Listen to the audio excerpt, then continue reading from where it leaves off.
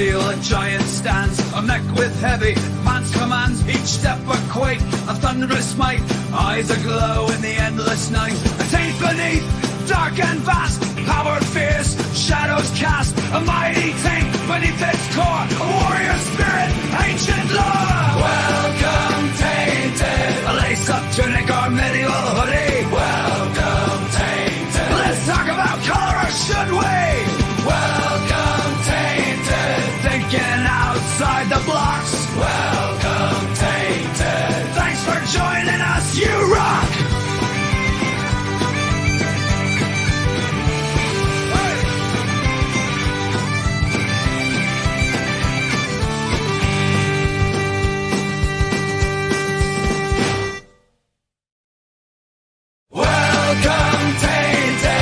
To have your fun hole rocks. Welcome, Tainted. Enjoy the Chronicles Outdoor song.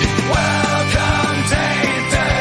Thinking outside the blocks. Welcome, Tainted. Thanks for joining us, you rock.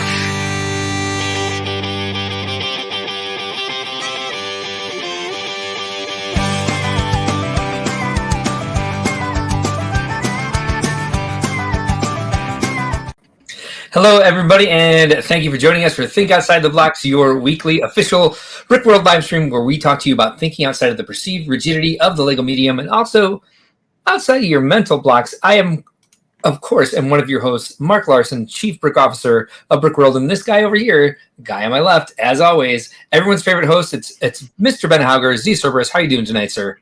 I bet you were concerned. I wasn't even going to be here 1 minute ago.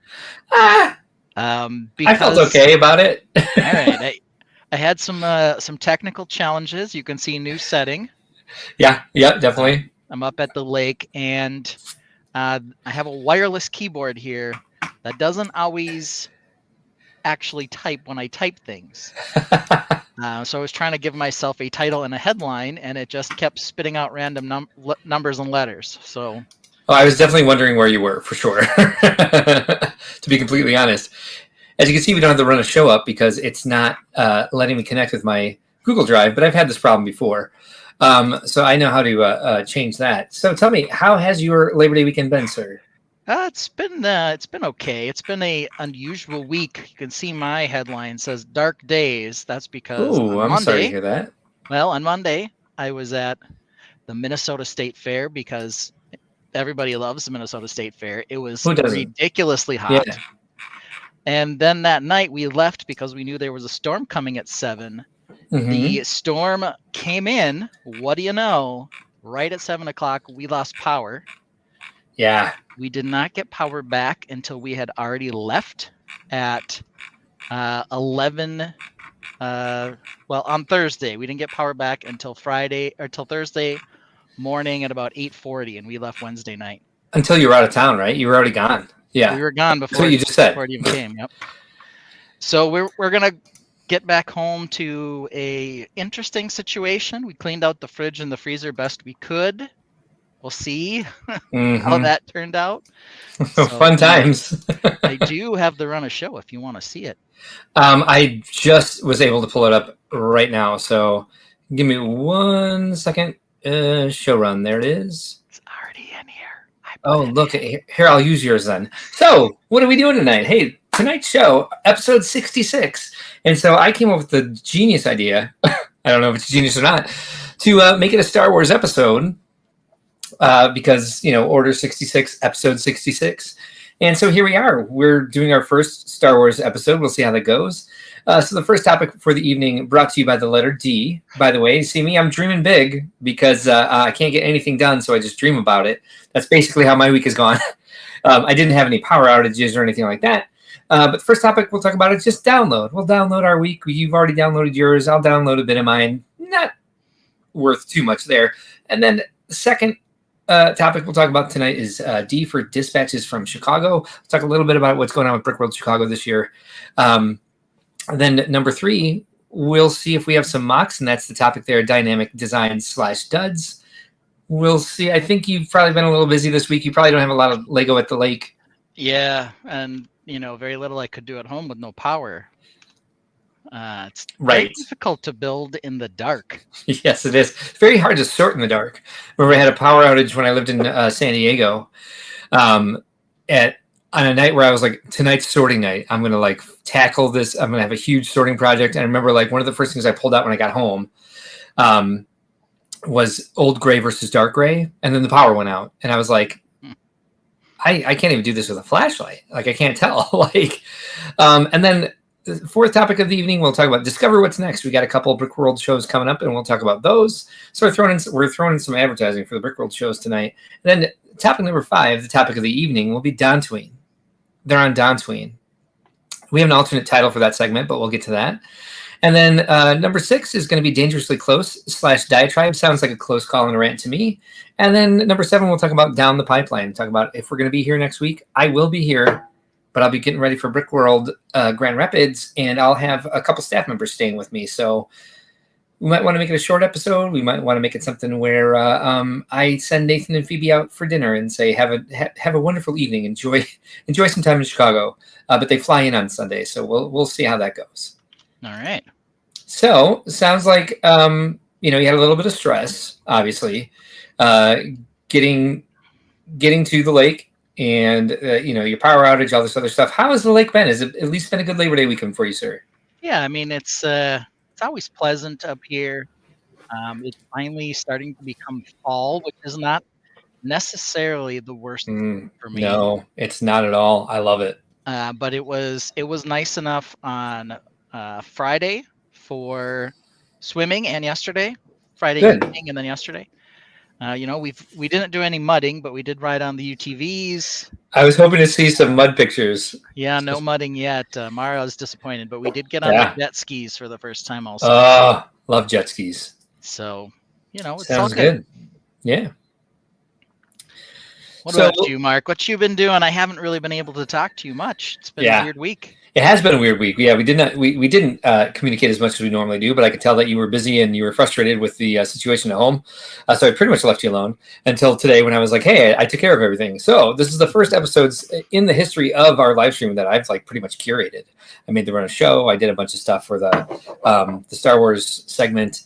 And one thing I would ask that I noticed in the last episode, I know there's been episodes where like Ben is louder than Mark, and like Mark's audio is popping.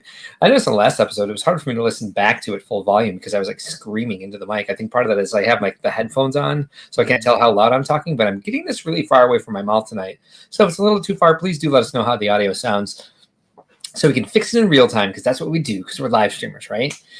We've got quite a few Tainted here in the house, which is fantastic. We have more than we started with last week, which I'm surprised about because it's Labor Day weekend. I thought a lot of people would be on vacation and not really wanting to hang, especially as beautiful as it was today. Nice and breezy in the 70s. D for Dog Park was amazing. Dogs had a great time this morning. Just been really comfortable and like kind of good break from all the 100-degree weeks we've been having. Let's see who we've got here. We got Amy Schultz, channel member.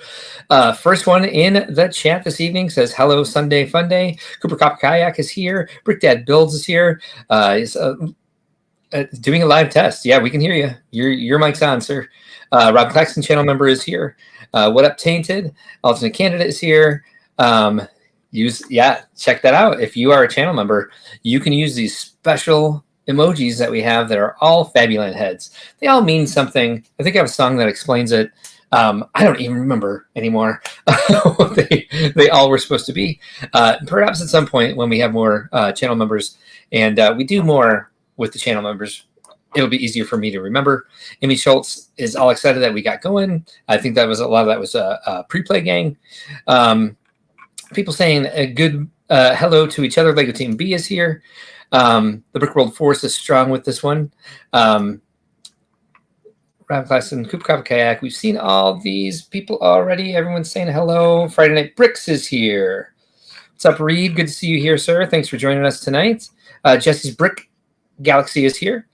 Audio's great. Thank you. It makes me feel a lot better. So I don't have to listen to 4 hours. 4 hours of a live stream where I'm trying to cut some footage from.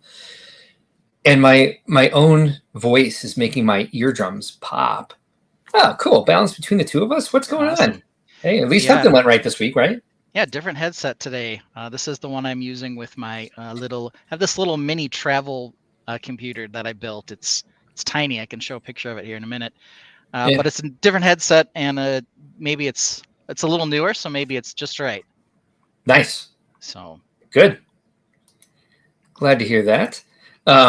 So I would say it's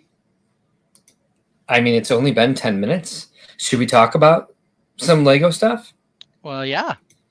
Dispatches from Chicago, I've heard, is our second topic. Yeah, it certainly is. I know it didn't happen on this show, but on what's it called? On ACOB, I did a show where we made the announcement about what was happening with our with badge sales opening, which they are open now. We've sold through over a quarter of those badges that are available this year. The hotel room block, unfortunately, is almost completely sold out. I think there's a handful of room nights left between Thursday and Saturday, but Wednesday, Tuesday, and Sunday, and the following Monday are all sold out. We don't have a lot of room nights on Monday, but there's this new group, Ben, and let me know if this means anything else to you besides what it is. But they're calling themselves M2M. That's like the letter M, the number 2, and the letter M. Means Monday to Monday. A Monday to Monday group. Okay. So that doesn't mean anything else to you? I haven't heard of them, but yeah, Monday to Monday. I don't know. What else could it mean? M&M? No, it's how gay men put in their profiles that they're male to male. Man interested in man. Okay, gotcha. Yeah, so they're like M2M, and I was like, really? All right. Fair enough. Amy Schultz says, glad to hear about the Brickworld 25 sales. Fantastic. Yeah, it is great, but I think that one of the things, Ben, you know what a nice intimate setting that is, even with like 1,700 people there. Mm-hmm. As we grow like this and the hotel room block sells out in practically 3 days, like for the whole week, I feel like we're outgrowing that space, and I really don't want to, because I like the intimacy of it. I like being able to keep it small. I like being able to keep it like, being able to like say hi to every single person there, which I'm not able to actually. Yeah, that's a lie. I made up a lie. But I think moving to a bigger facility will greatly change just the overall spirit of it. And it really feels like we're starting to outgrow that facility, in that we can't get a room block big enough that people can actually get rooms. I mean, people are getting rooms, but the fact that it's selling out so quickly, it'd be nice to have a little bit more leeway for that. The good thing is, though, in that area, the Renaissance's group rate for us for the show is amazing. It's a little over half of what they charge for their rooms typically. Now, since the pandemic, they are chalking that up every year, so it may end up being closer to 3/4 in a few years, but hopefully the inflation crap will stop. But that area has a ton of hotel rooms that are less expensive than our group rate even at the hotel. Some of them are very close to the campus of the hotel. It's the campus of the convention, just on the other side of the pond, as they say, because there's a little pond behind the parking lot there, and there's literally a hotel on the other side. I did walk that this year, and I was like, oh, this isn't exactly convenient, especially if you go at night. However, there is a shuttle at the hotel that can take you to any of the other hotels in the area, take you to the mall, take you to restaurants. Sometimes you can just go down there and see what's up and jump on it and see where other people are going. Other times you can call the front desk and ask them for a specific ride to a specific place, and they will schedule you in. Monday nights will be fun. So I'm also moving on Monday, and the closer we get to it, I might be moving in on Sunday this year, just because there's a lot to do, and we're starting a little bit earlier than we normally do. There's nothing officially happening on Tuesday night. However, we're moving opening ceremonies to Wednesday, and we're moving the garage sale to Thursday night, because staff and I can't take it. I can't take doing the public expo and then the changeover for the audio for the improv show, and then a garage sale, and then World of Lights. It's like there's no break for us. So like we're putting that more difficult event on Thursday night. So if you're here, and you are a Sunday badge holder because you want to be part of World of Lights in the garage sale, just keep in mind, if you get a Saturday Sunday badge only this year, you will not be able to attend the garage sale. Only full badged attendees, only all 5-day private badged attendees will be able to attend the garage sale. I'm so sorry. But I'm not sorry, actually, but I am. It's just going to make it a lot easier on the staff. And hopefully everyone will enjoy it on Thursday night and kind of like get that sort of aspect of it out of the way, and then be able to like free trade the rest of the stuff that they have left over throughout the rest of the weekend. If they're not able to sell everything on Thursday night, gives them a lot more opportunity to try to, offload, negotiate, and trade with friends than it does if you do it on Saturday night, and then you'll only have Sunday left to do so. We're really hoping this goes well. Yeah, Reed, sorry this is the way I'm telling you. I've been really busy. Otherwise, we would have had a conversation about it. But I'm sure we're going to have a lot of conversations. And thank you for your patience and your grace, sir. Brickdad Build says, Illinois can do a report in January of surrounding hotel event. I can? Illinois can? I can? I don't know. I don't either. If I look at it this way, doesn't make any more sense. If I look at it this way, still looks like the same sentence. World of Lights is way cooler than the garage sale anyway.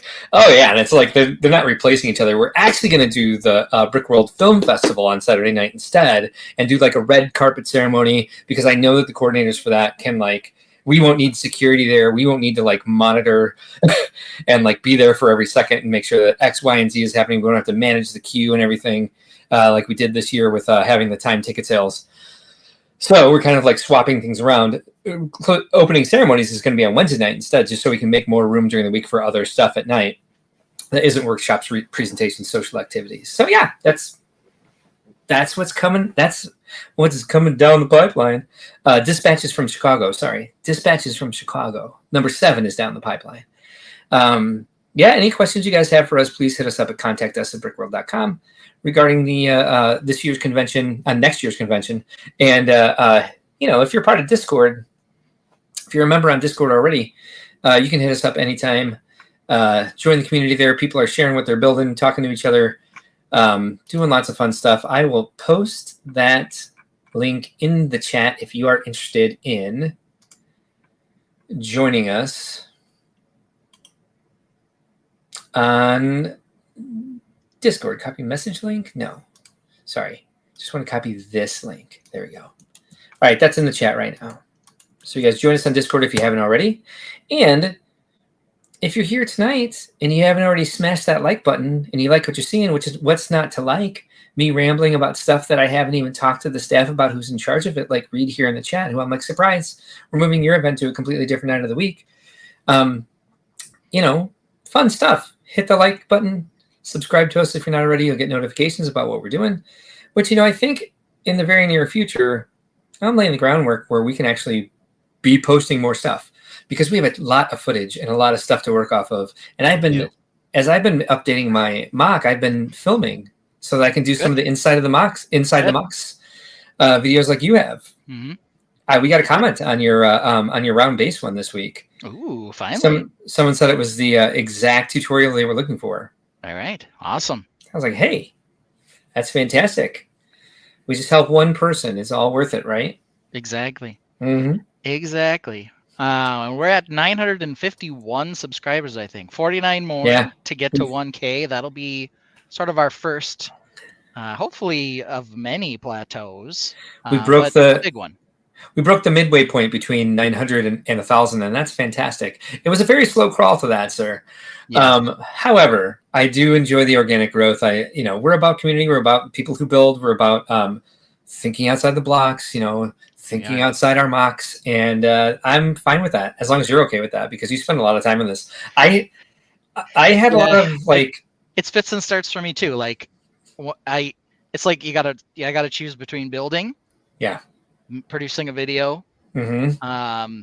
And of course, that's on top of work and family obligations. Family, yeah, exactly. You've got the same thing, except you've mm-hmm. also got to, run Brickworld. I've got a day job too, but I put together the run show, and I was like, I did a bunch of stuff for it yesterday, and I was like, it took me a good half the day, and I was like, wow, damn, Ben does this every week. It's like, so I'll try to carry more of the weight from now on. I mean, I've known that, but you seem to have fun with some of it. I roll through those pretty fast. Yeah. I've got it down now, I think. Papa Rex channel member is here.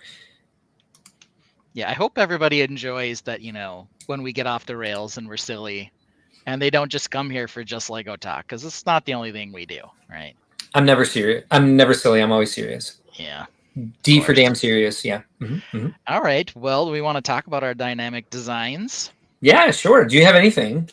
Well, I sort of do. Cool. So let me run this here quick, and we'll get right into it, because I think that, as you may know, today is what day? What is the day? What is the month and the day? September 1st. Aha. Oh. That sounds like Shiptember to me. Oh, no. I am not doing Shiptember, but you're not. I don't think you're not. I got mad about it. I know it burned you out last year. Yeah. So let's we'll maybe take a little trip down memory lane. So here we go. Who's this kicking it with a new mob? New mob. New mob. New mob. Yeah. Will we get a chunky mech? Will we get computer tech? An orange spaceship so sleek? Does he hate castles this week? Does the new mech have a wicked thing? Has the castle from last week been reshaped? Has he built fireworks and welcomes the Cerberus Daddy Ben? Yeah!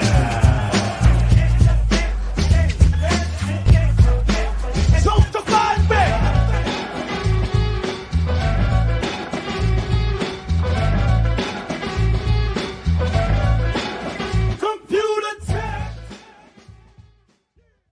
I love that the Scala murder mystery build is immortalized in your walk-up song. That is still sitting in my living room, and I've got to kind of pull out all of my modules and finesse them this week before I bring them to Grand Rapids. They're weak.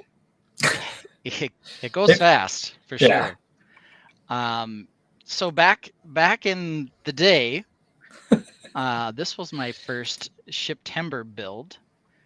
And for those of you who don't know, I think most of you do by now, but if you don't, what is Shiptember? Well, it is a Facebook group where you are tasked with building a ship, and ship is an acronym, capital S, capital H, capital I, capital P, which stands for Seriously Huge Investment in Parts, where you are to build a ship.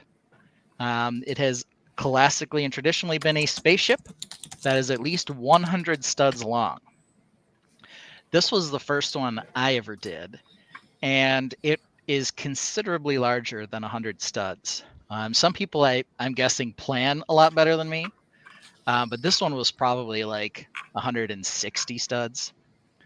And this was not the first orange spaceship I did, as of course you guys know. I'm immortalized by my daughter's rant for only building orange spaceships. Correct. But this was the first time I participated, and this one I remember more so than the other two I did, because I really had to rush to get it done.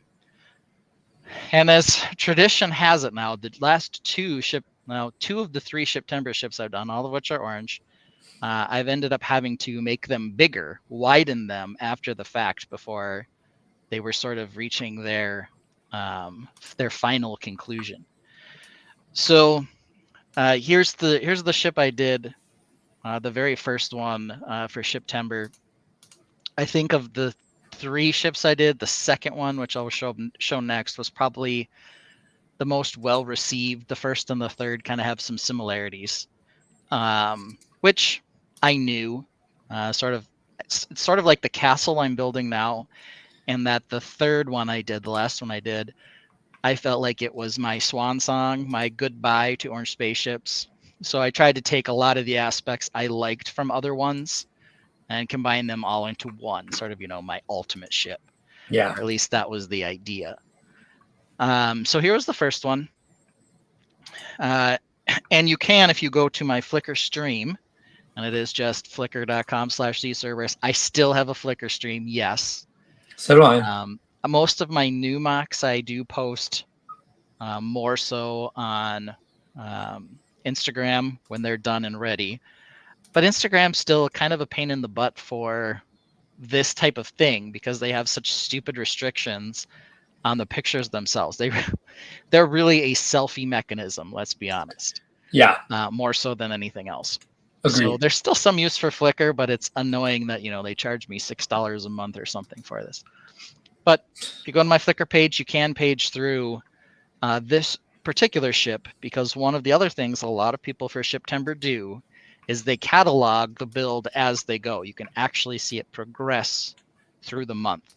Not everybody does that, but it's really cool for the people who do. Oh, definitely.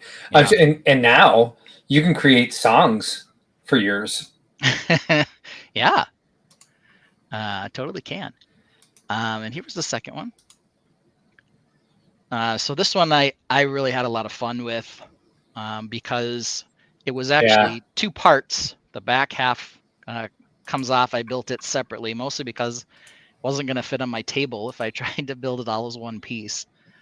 But the idea with this one is that it was a big repair platform, and it was an evolution from this first one here. There was kind of a little tiny repair platform down here. But then I just went full out on this one and built an entire thing with a little claw arm on tracks and all this other stuff. So I had a lot of fun with this one as well. What I like about these is it's what we talk about a lot in what I like about mocks in general is like there's a transcendence to it where it's like it's showing you a different world. There's a story being told, and a lot of times it for yours it's like it's a logistics story. Like where do they land? Where do they load? Yeah. What's going on inside? But at the same time, it's like you're definitely creating an environment that's interesting to see and thought-provoking. In orange. Yeah. And here was sort of my last go. The picture's a little better. I would say the one that I brought to Brickworld was more finished than this and actually nicer. But this was the one that I did. You can definitely see some similarities between the other ships that I've built. What was interesting or cool about this one in particular is that the whole top section lifted off to be its own ship. I would say this is the ship within a ship. See, I can tell the difference between them. Yeah, I mean, they're not identical, but you can see there's a lot of kind of similar ideas for a bunch of the ones I did. But there's a nice big open hangar space here. I did this angled hangar entry here, which was on one of the other ships as well. So there was a lot of stuff that I did with this that sort of there's them separated. I mean, the similarities are because they were built in the same shipyard by the same manufacturing company. There's that. Yeah, makes sense to me. And then I can actually get to. Let's do this quick here. We'll do it live. Brickhead Brad wants to know: do each of these ships have names? They do. I believe they do. I believe they've got and numbers. But here it is. So here's the final version of this.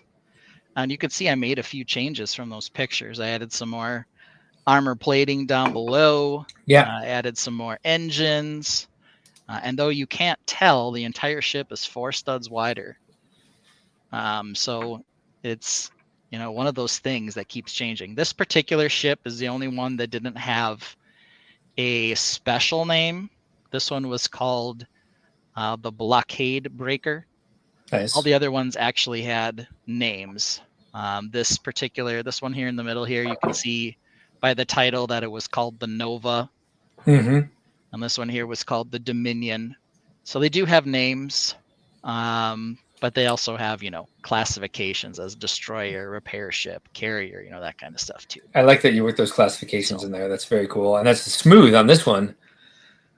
We got it across the banding of the dark orange or the orange.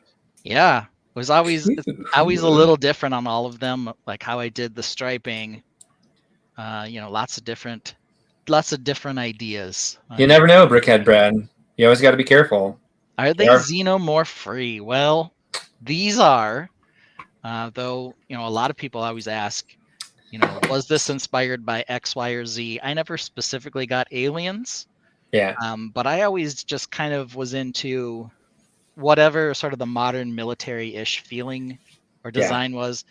And that encompasses aliens. That encompasses Star Wars to some degree, definitely Halo, Sins of a Solar Empire. That's a video game that I like. Homeworld, everyone knows Homeworld. I've never actually played Homeworld, but the ships are very similar to this in some respects as well. So cool. Shiptember, if you want to get in on it, you certainly can. Check out my Flickr stream if you want to see some progressions. But I figured since it was dark at my house and I didn't get any work done on the castle, we could talk about some Shiptember stuff here if anyone wants to get involved. Yeah, and if you guys are at all confused about if each one of those ships is the same or not, take a look at this. Daddy Ben, oh, he loves his space. Lego ships in orange, all in place. But Mara's size, they're all the same. And why that beard? It's just a shame. Orange ships, computers galore. Mara dreams of something more. In Legoland, where dreams take flight. Orange or not, they'll get it right. Daddy, your ships are lame. All of them look the same. And your beard, such a disgrace. Maybe just one short hair on your face. I spend too much time working on them. And sometimes you just don't do them because you know them. Yeah. And your beard. And my beard. And your mustache. I'll get back in the photo so everyone can see. Ugh. Alright. It should be more like one of those French ones that is in the movies, like Squirrel. Like a little villain mustache? Yes, you need that. Okay. Well, thank you, Mara. Thanks for the rant. Or you just need Good one job. little hair. It takes too long for you to build them. Focus, get it done, concentrate. Daddy Ben, one more word about your beard. Come on, Daddy, it's so weird. And they don't have different size ranges, which they should. And they they all have computers and it's disgusting. Orange spaceships, make it end. Listen, friend, it's not a trend. Orange beard, that's the trend. Make it happen. I love you, Daddy Ben. I love you, Daddy Ben. Yeah. Yeah, exactly. That's a jam. That is in the rotation in the car when we're driving places. Is it really? It is. The difference though is that the one that I have for the car you sent me, it doesn't have the Mara rants interjected into it. Oh, I can export the MP3. There's a lot more instrumentals. Yeah. There's an extra outro, and then all of a sudden it just stops. Yes. So you gotta like put a fade in at the end or something too. I can fix that up for you. Make sure you get the right one in the car. So Brickhead Brad says he gets an industrial feel from these. I think it's the orange. I think it's the industrial feel. Like I think it's the form you've chosen to build them in. They are very industrial. I don't think it's just the orange. Myself, that's my opinion. No offense, Brickhead Brad. Brickhead Build says lots of ship talking in that group. I bet. It certainly is. We trust Mara's getting a writing credit and per play royalties. Yes, she's getting exactly. I think we are giving her 20% of zero. I think that's right. Yeah. There's something else I wanted to show you here. What's that? It does start with the D. Huh? So up here at the lake. Yeah. Yesterday. What was yesterday? Maybe it was Saturday. That would have been yesterday, yeah. One day early, I went to ye old Walmart, and look what I found. Hold on. What's going on? The D&D collectible minifigs. Oops. How do we do this? I screwed up. Yeah, it was a day. How many did you get? Day early, I got all 12. I did the old scan the barcode routine. And so I do have all 12 of them here. A couple of them really are nice. That I probably think I need a couple more. Cooper Copper Kayak is correct. I also thought it was a Chima character. No. Like, that's not D, that's CH. No. This episode's not brought to you by CH. Ooh. I like. Yeah, I like that too. We're gonna have a little problem focusing here. I'm not on my normal webcam. You're all good. They got this. He's got this sweet little he or she, because it can be either, 2 heads. Nice. Got the sweet knife. Wow, it's been around. 2 in the package. It's a pretty cool little thing. Brickhead Bread. I literally looked at it and said the wrong name. Brick Dad Builds is only 3 short of getting the entire collection. Reed's been out getting them, of course. He's got some D&D friends. He certainly does. He plays himself. We'll have to convert the Eagles and Chima with those wings, or convert that character to a Chima. It's a cult. Pretty close already. The dual gender heads provided is cool. I agree. That's awesome. Yep. That's how you play the game. Yep. I think. I don't know. Don't quote me on that. Dragon Paladin. He's got good armor and a good torso. A lot of them have good torsos. It's a great head. We're going to talk about the evolution of the IP minifigure tonight when we talk about Dantooine. They're on Dantooine. Yeah. All right. Awesome. And then one more to show. Charlie Kaufman is here, channel member. He says, that's how my pay goes. They doubled it, so I'm still making nothing. There we go. So that was nice. A cute little red dragon. That's some fun stuff. Hey, if you want to show off a few more of those and talk about them for a bit, it's 7:36 and I already have to have a bathroom break. Perfect. Head on out. Head on out, my friend. Okay, I took some vitamin B supplements tonight. It's making the BPH worse. That's going to make its way into a clip. I don't know why he thinks that. Look at this. We can even solo me today. So the ones that I really liked, of course, are the figures themselves, the player figures, not necessarily the villains. Since there are, what is it? 1, 2, 3, 4, 5, 6 7. I think it's 7 characters and 5 villains. Or maybe it's 8 and 4. No, 7 and 5. And so of them, I think all of them the playable characters have some nice aspect, some collectible or desirable thing that goes with each one of them, which is good. This one in particular has got the antlers, which are a little rubbery, though the helmet itself or the hood itself is a little more of the firm plastic. It's got the cute little bird on a really nice green torso as well. So that's a really good one. The Bard, I always say when I watch Critical Bricks, when they're playing it Friday nights after Friday Night Bricks on Jesse's Brick Galaxy, first thing I always shout is kill the Bard. But this Bard's got a really cool lute that's printed. Lute as in the playing instrument here. I'm not sure I'm into the rest of it. The torso's pretty decent too on this. The sword's not, great or anything, but not good piece.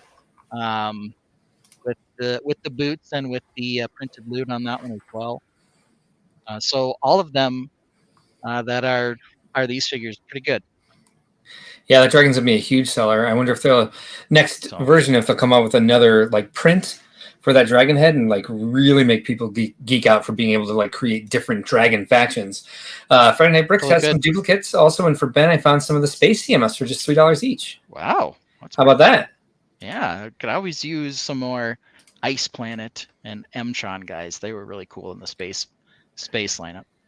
God, those come out so quick now. It's I can't remember the last time I bought a CMF.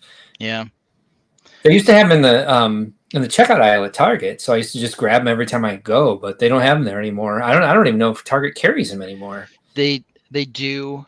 I think part of the problem is now that they've moved boxes and shrink, they move them around a bit. And Target's the trickiest one because they've put them in different places. For a while, they had them in the seasonal section. Then they'd have them in the checkout aisles. Then sometimes they'd have them back with the Lego. It's always a bit of a sketchy thing. Yeah, I think here in the city they pretty much cut them. Makes sense. I mean, I can understand that they'd be stolen a lot. And when I go to Walmart, it's complete savagery usually. If they have them within the aisle, half the boxes are ripped open. So yeah. Well, that's why at Walmart they're all behind glass now. All behind glass. Yep. They're in my local Walmart. So Reed's got your back there, which is nice since all you do is troll him. That's That's very giving of him. I do, and sometimes I host the show with him, his show with him. So I give back a little bit, but yes, I definitely take more than I give for Reed. But he's a great sport. Yeah, so I mean, it's how it goes. Some relationships are just abusive. Brick Dad wrong. Brick Dad Bill. Yeah, that's right. Brick Dad Builds agrees. There we go. I'd love to get the mini dragon in a light bluish gray version for architecture. There are so many pieces I would like to see in light bluish gray for architecture, especially Art Deco pieces. Yeah, I mean, it is a very cool little Figure. There. Very cool. The little dragon is very cool. Yeah. So, yeah, they were pretty easy to get all 12. All of the QR codes now are big, so if you have a QR code reader, just get it'll come back with a number on the QR code. There's also the Brick Finder app. I've never had good luck scanning the QR codes with the Brick Finder app. I found it easier if I'm just trying to get all 12 to scan each barcode with some other QR scanner. And when I do that, it will tell me what number it is. As long as I get 12 different numbers, I have all 12 figures. So. Brick Dad Builds agrees. I almost said Brick Dad Brad.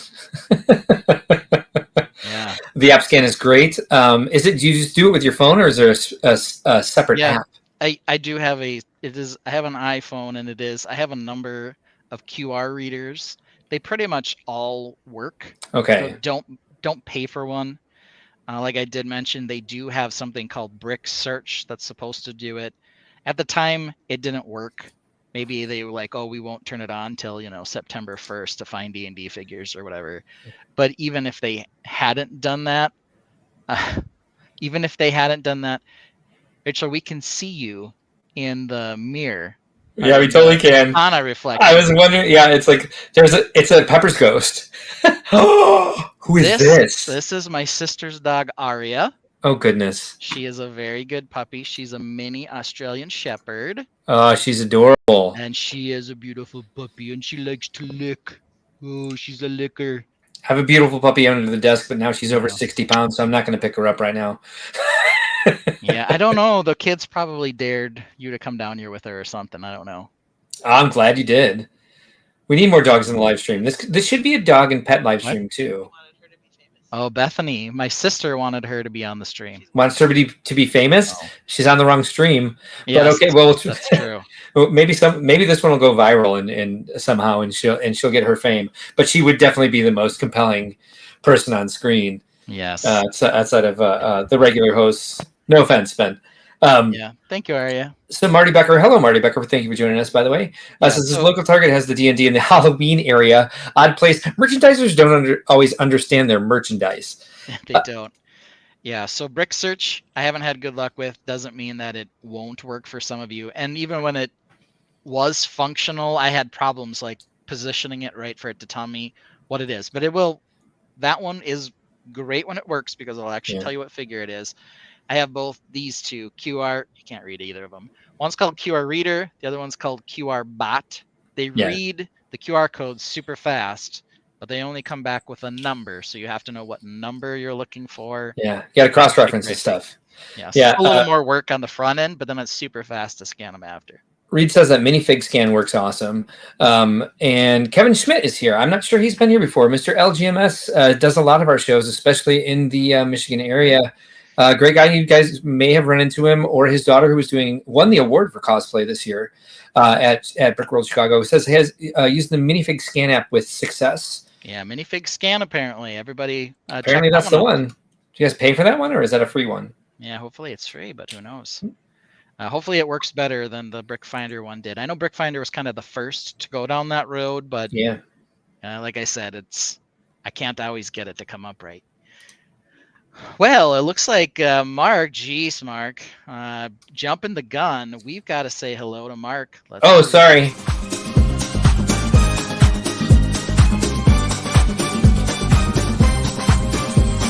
Mark's an otter, watch him flash, building art deco, leaves and grass, keeping fab, you land on streams, making mugs, fulfilling dreams. No need breaks when his builds are up,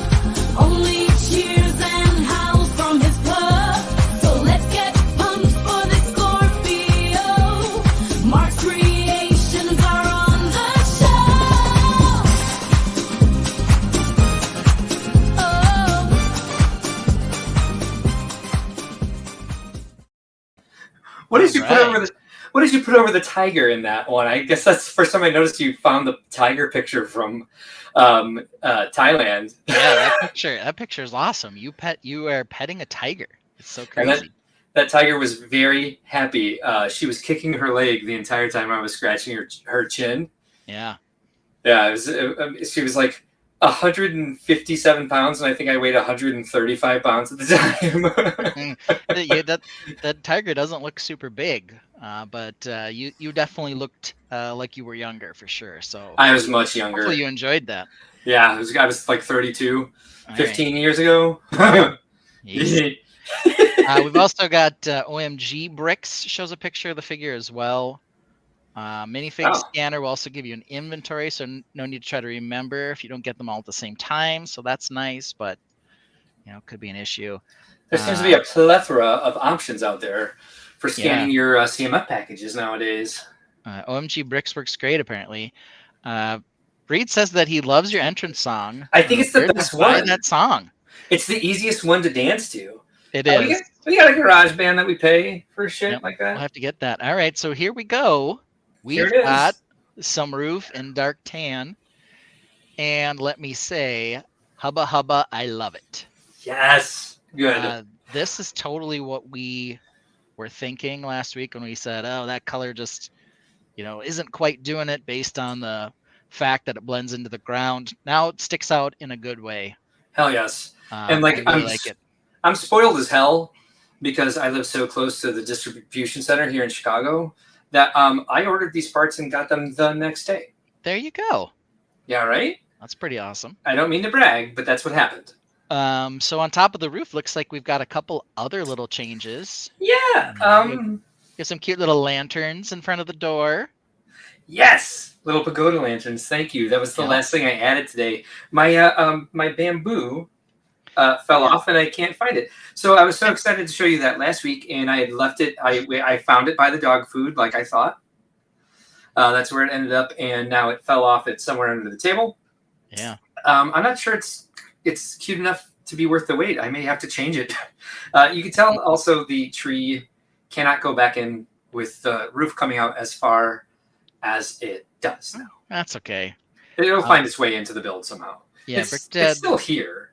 It's right. See, the little sakura tree. It's hanging out there. Brick Dead Build agrees. The color changes 1,000%. Oh my god! Yeah, I mean this is for reference. For those of you who are not here, we had this last week. This dark gray that matches the dark gray down here. Looks like you also made it a little bigger. A lot bigger. A couple extra studs, and I think it does help for sure. I think so as well. I gave up on trying to make it seamless with that center section, so I think I'm going to end up making that center section more or something. Yeah, and so I mean, I started a second level here. I'm not sure it needs it. So I'm putting in a second story, which I think is going to make it look like more like a fortress instead of a pagoda house. Yeah. So I may just kind of cut off the roof here and do some a shed roof on top of the envelope roof. I don't think I'm using the right terms, but these are the terms we came up with last week and kind of stuck with. I might move the arch down to the windows here. I got a really good knocking this off the table video. It's not like a Larry Castle thing. Like the things just popped out. No, not at all. Like two things fell off, and I was able to put it back together in like 30 seconds. Yeah. But it looks awful. Yeah. I could say I noticed some other things too. Now that I've had a moment to digest, you've also added some taller archways underneath to kind of raise the roof up a little bit. Yeah, because when I brought the roof out as far as it did, because I wanted to cover the porch, it covered the windows.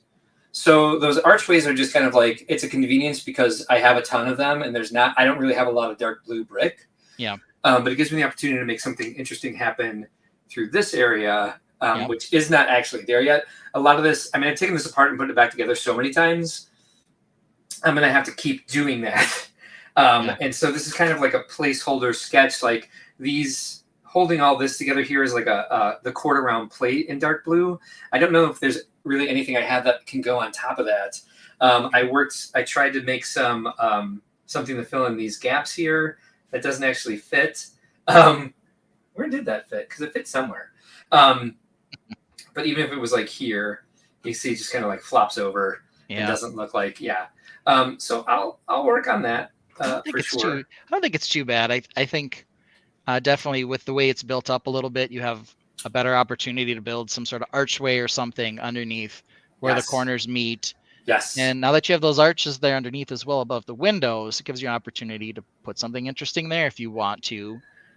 Or you can just, fill it up with blue brick in the future since you live so dang close to the distribution center. Mr. Yeah, no kidding. I actually I realized that I needed more of these bread loaf pieces, which, by the way, for the first time in like probably more than a decade, I used my teeth to remove pieces today because there is no good way to remove bread loaf pieces from plates.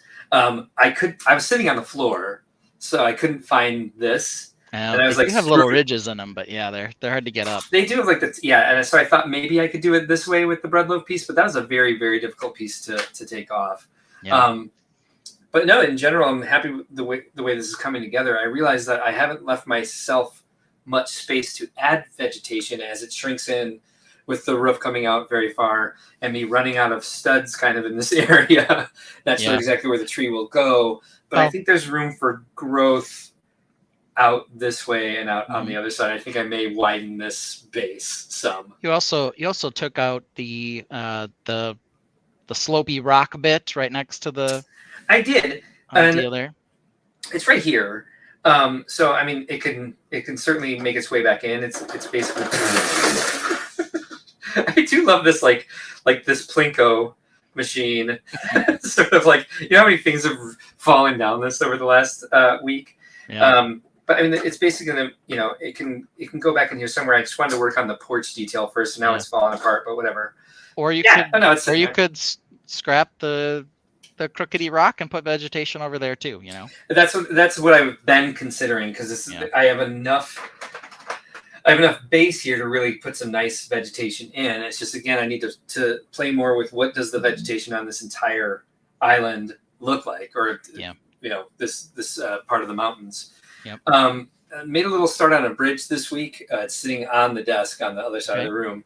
I'm excited about it because I'm using some actual Fabuland pieces, so we'll see how that turns out over the next week or so. And I didn't really make any progress on making that a crescent moon window, and I'm not sure I'm going to move forward with that idea. But this is the most progress I've made in a week in a long time. Yeah, it's pretty cool. Yeah. Brick Dad builds asses their backside. Not right now, really.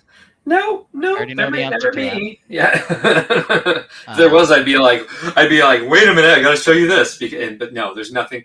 There's a giant mess back here. I've been reforming the base with Technic brick, and I don't know exactly what's going to happen with this waterfall over here. Sorry, the logo is in the way. On this side here, I don't know what's going to happen with the waterfall that comes around this side yet.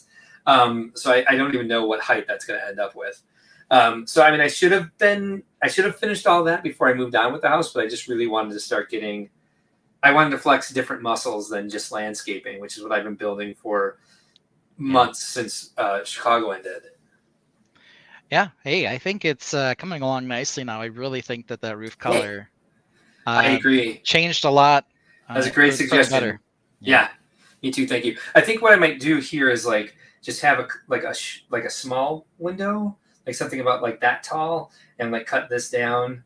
I'm starting to run out of my tiles in this color anyway. I definitely don't have any more of these window pieces to make it an actual second story that would match the first story.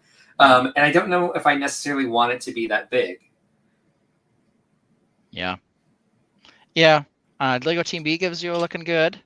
Thank you. Lego Team B. Dad Build says that's nice to hear for the lesser experienced builders to know the process. Yeah, I mean that's what we do here. And I went through, by the way. And we're goofy. We do both. Right, we do. So I went through all these different sort of options. Yep. And I ended up going directly back to what I had been doing last week.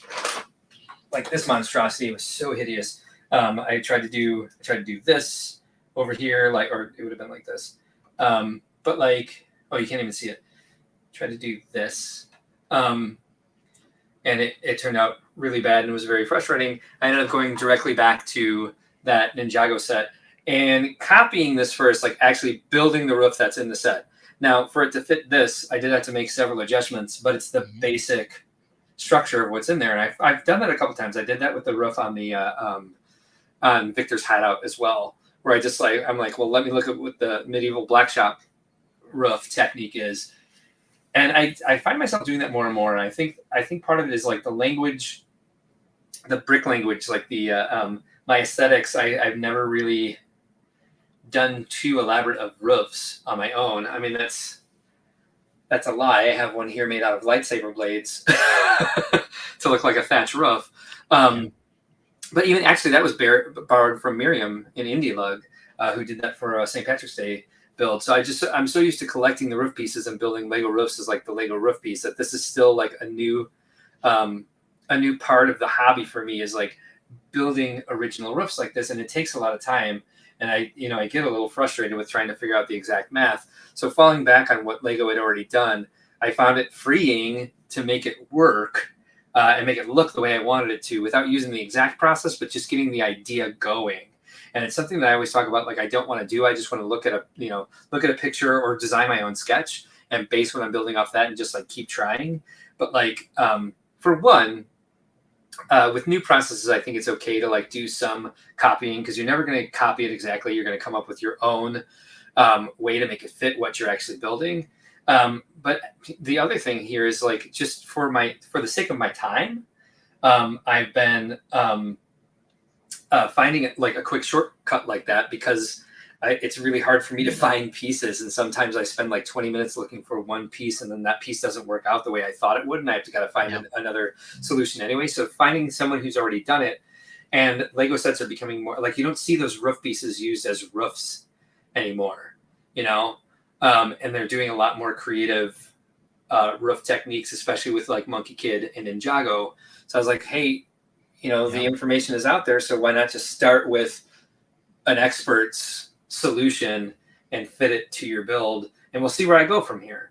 See the next time I do a roof like this, or the next time I put a roof on anything, like what process, what design will I use, and when am I going to like flex those muscles enough where I grow my own, and have my own solutions and keep building. Because I think that's what's been missing for me for a while, is like it's been a long time since I've like really just sat down and been creative, because I've been so busy, because the basement is in such disarray. And sometimes, just to make yourself happy, move forward with the tools that are already out there. I think that's kind of like the philosophy I went with for this, where I'm just like, screw it.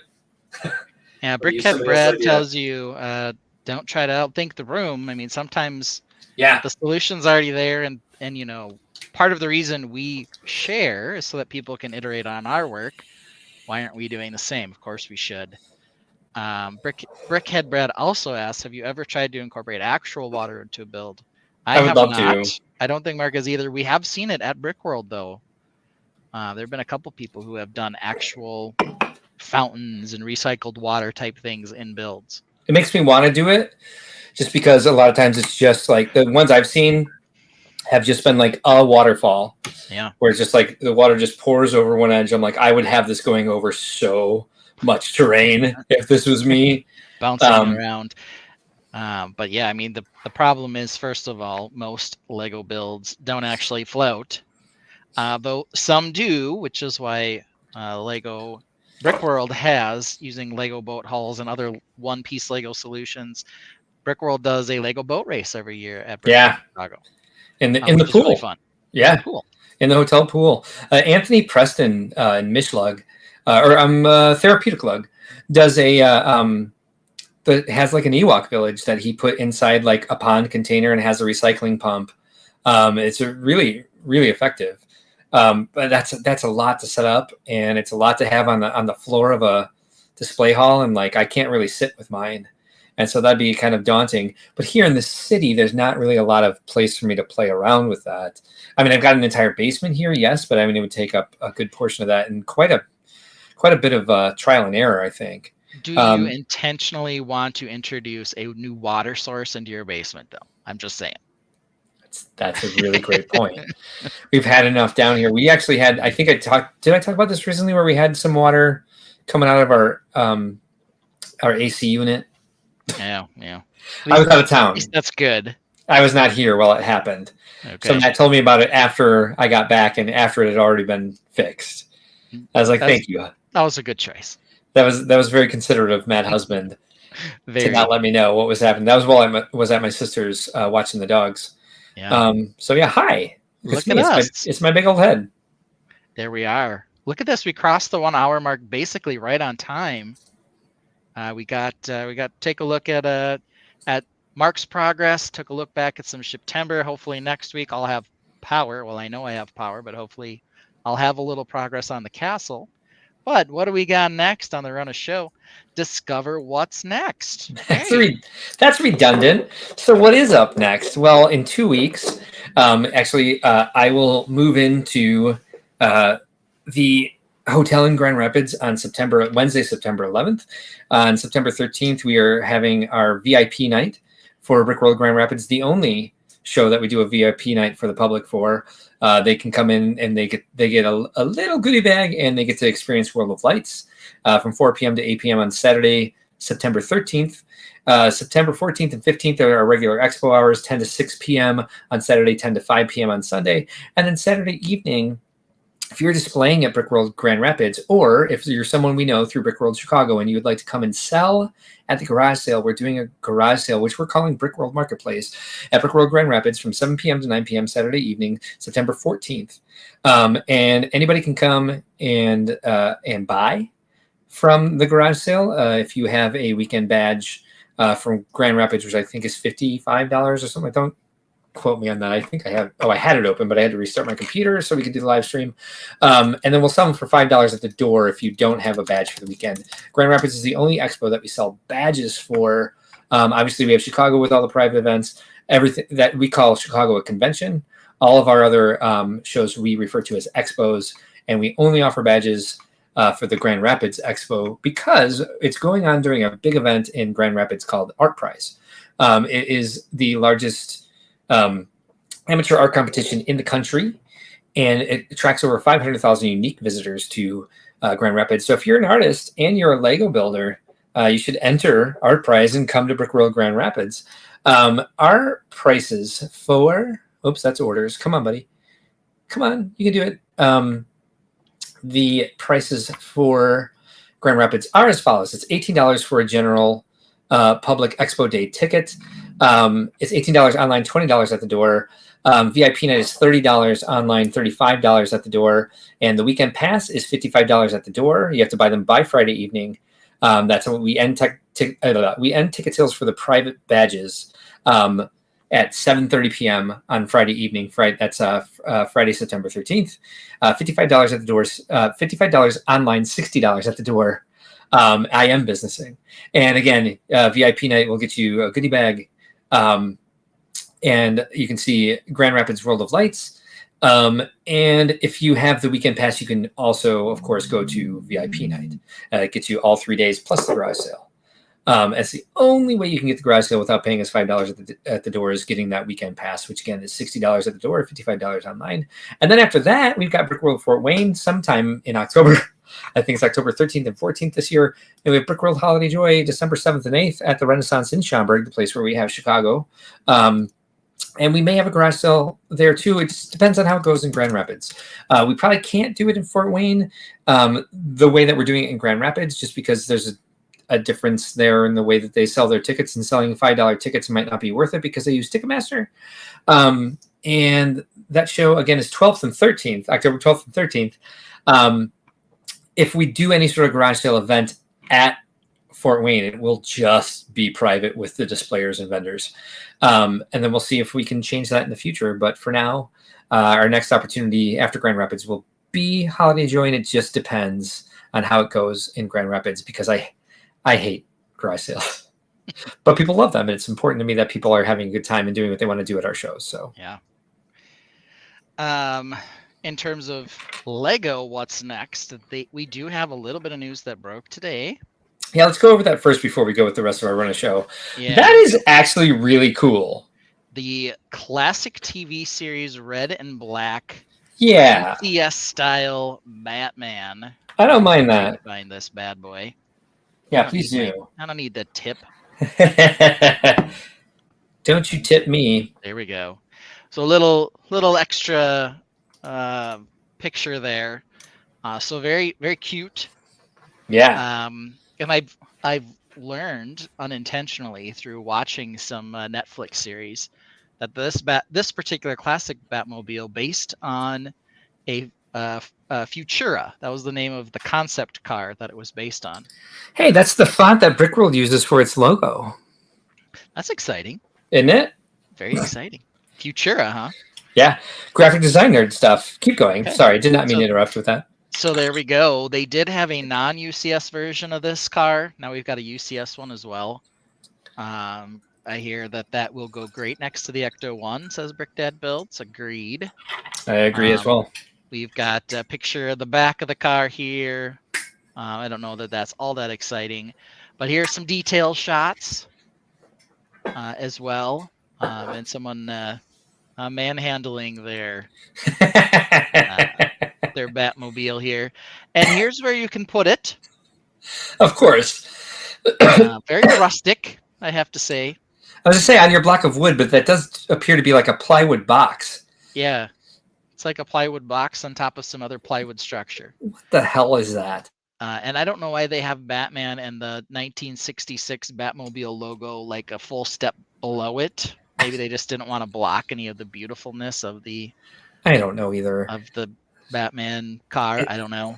It's like you can display this even if you don't have a lot of money and you have like carpentry skills, sort of ish. Yeah. I don't know what they were going for with this. It's actually aggravating. Yeah. If you want black and red bricks, though, 1,800 pieces. I do not recall the price. I'm sure someone in the chat did. Oh, sorry. But another nice model.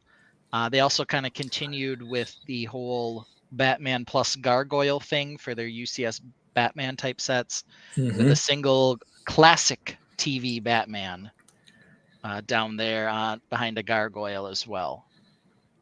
So there you have it. A pretty interesting set. Just broke today for the announcement, or actually first look. It wasn't on Lego.com yet, so I don't know if Lego revealed it, but it is available for viewing. The other Lego news is maybe less exciting for some, maybe more exciting for others. We have a pair of holiday botanical sets. Botanical. Here's the first one. This is a poinsettia. Poinsettia. I don't know. People say it different ways. Poinsettia. We got some dark green and dark red, as well as some classic red. That looks like a extra long flag piece here in red. Yeah. It's probably not new, but I don't recall seeing it. I don't recall seeing it either. I say, do you think that's like cool? In dark red. Yeah, I cool think yellow. That part's probably useful. Yeah, probably. We got a good close up of it there. I think you're right. I think that is the cool yellow. Maybe a little bit of that one in that last cupcake, upside down cupcake holder, whatever the hell that is. Yeah. What is that piece actually? Do you know? Yeah, it looks kind of. I've seen it a few times. So have I. One by one with an anti-stud on the bottom. It looks like spaghetti or ice cream or something. But it's not the cupcake holder, is it? It's not the holder. It would go on top of the holder. Yeah. Okay. So it looks like there's something gold underneath that last one, perhaps. Yeah. What? Yeah, this flag is the yellow 1x1 or round. So it's interesting about that flag piece that you see there again. Yeah, this long flag piece. It may not be new, but it's new to you and me for sure. It's like an actual triangle. It's not like the.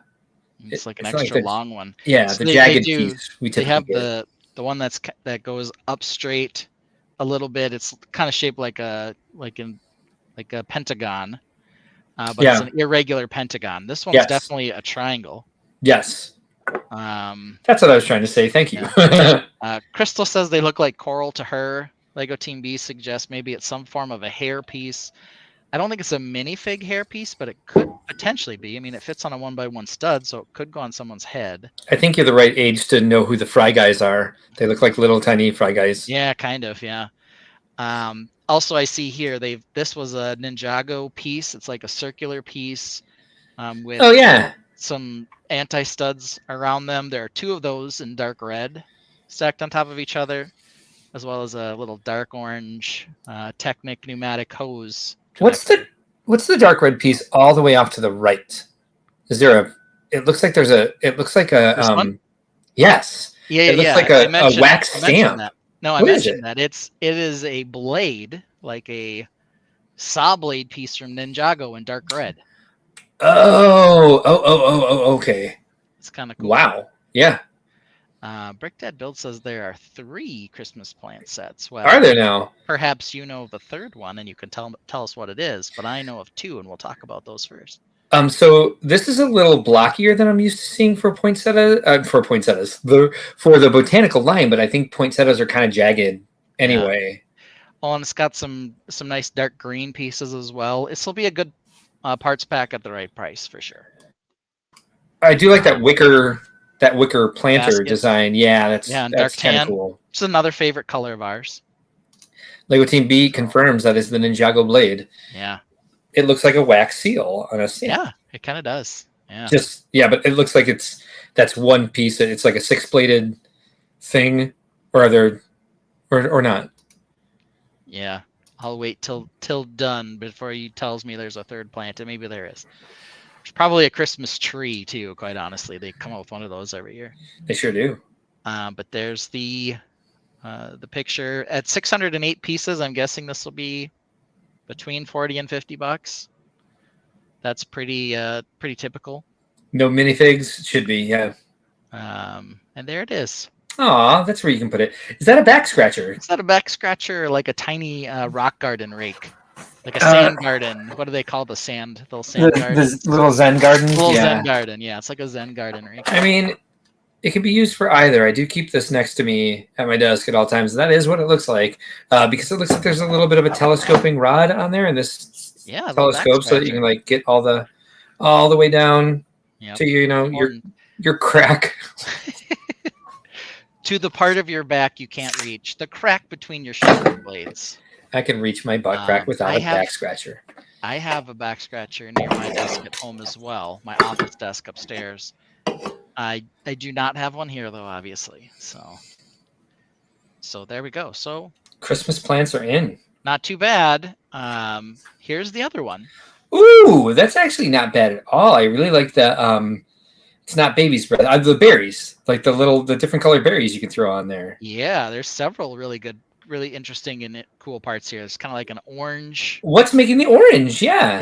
It is a. Oh, it's a transparent dish. Transparent orange dish. With I want this. Yeah. Look at this. I'll say it one more time. I want this.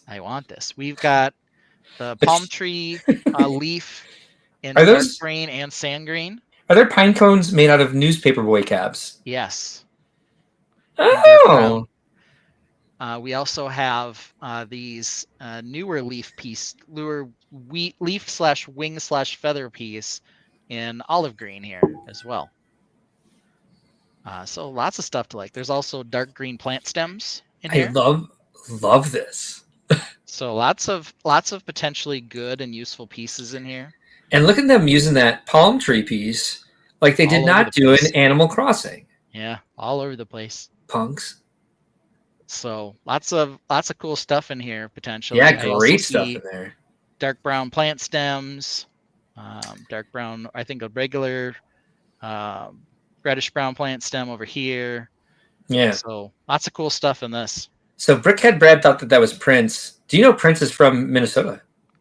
Of course I knew that. But I think that is a print on the orange, unless I don't know what he means. It is a print. It's definitely not a sticker. Yeah. So I agree. I definitely agree. Maybe he thought there was a print on the pine cone. Yeah, no other prints that I can see. Here, do you mind doing another close-up on that pine cone? Yeah. I have a prescient observation that I'm sure everyone will find very mature and insightful. It looks like a Wookiee. in like a one-piece swimsuit that's Wookiee hair colored without the head. Like it looks like a body with like breasts and like a belly. Okay. Sort of. What? I don't know. Sometimes I should think before speaking. And this wasn't a time where I chose to do that. Nate Boverhoff is here. So super excited for Brickworld. It's going to be legend. Wait for it. Legendary. Legendary. Here's the wreath. Look at this though. I think that is 1,100 piece, almost 1,200 pieces for this bad boy. What do you think that's going to come in at? Oof, I don't know. It's probably listed on the website and I just missed it. I'll have to go back and look. I guess I can check. He did think the orange. I do think that is a printed piece, Brickhead Brad. So. Yeah. I don't see why I wouldn't. I don't see why it wouldn't be. Doesn't mean that it is. Let me see if I can find the price. And here they also kind of have it unraveled. You can kind of use it as like a garland, like a lining. You can make garland out of it. Yeah, I don't mind that. Also, maybe these are figs instead of oranges. There is a Christmas tree, by the way. Okay, not surprised. Yeah, look, they got dried figs over here, so maybe there's. Oh no, there's a Christmas table decoration. Did we already look at that one previously with the candle? I think we did. We did look at that. I think we did too. Yes. Yeah, it has the red candles with the melting the cake melting piece. wax on top of the cake piece. Yes. Yeah. Blah, blah, blah. But very cool. So they're not oranges; they're figs. Are bad, but still. They're whatever. Yeah, no. They look like oranges. They do. You guys do realize that, right? And they do. But look here, we've got dried figs up in here. Why do they put sliced figs, dried figs in wreaths? I don't know. And cinnamon? It is $100. Okay. Oh yeah, because it's supposed to it's the smells of the season or whatever. Yeah. Those are at $100. I'll probably still buy one because there's a lot of good plant pieces in there.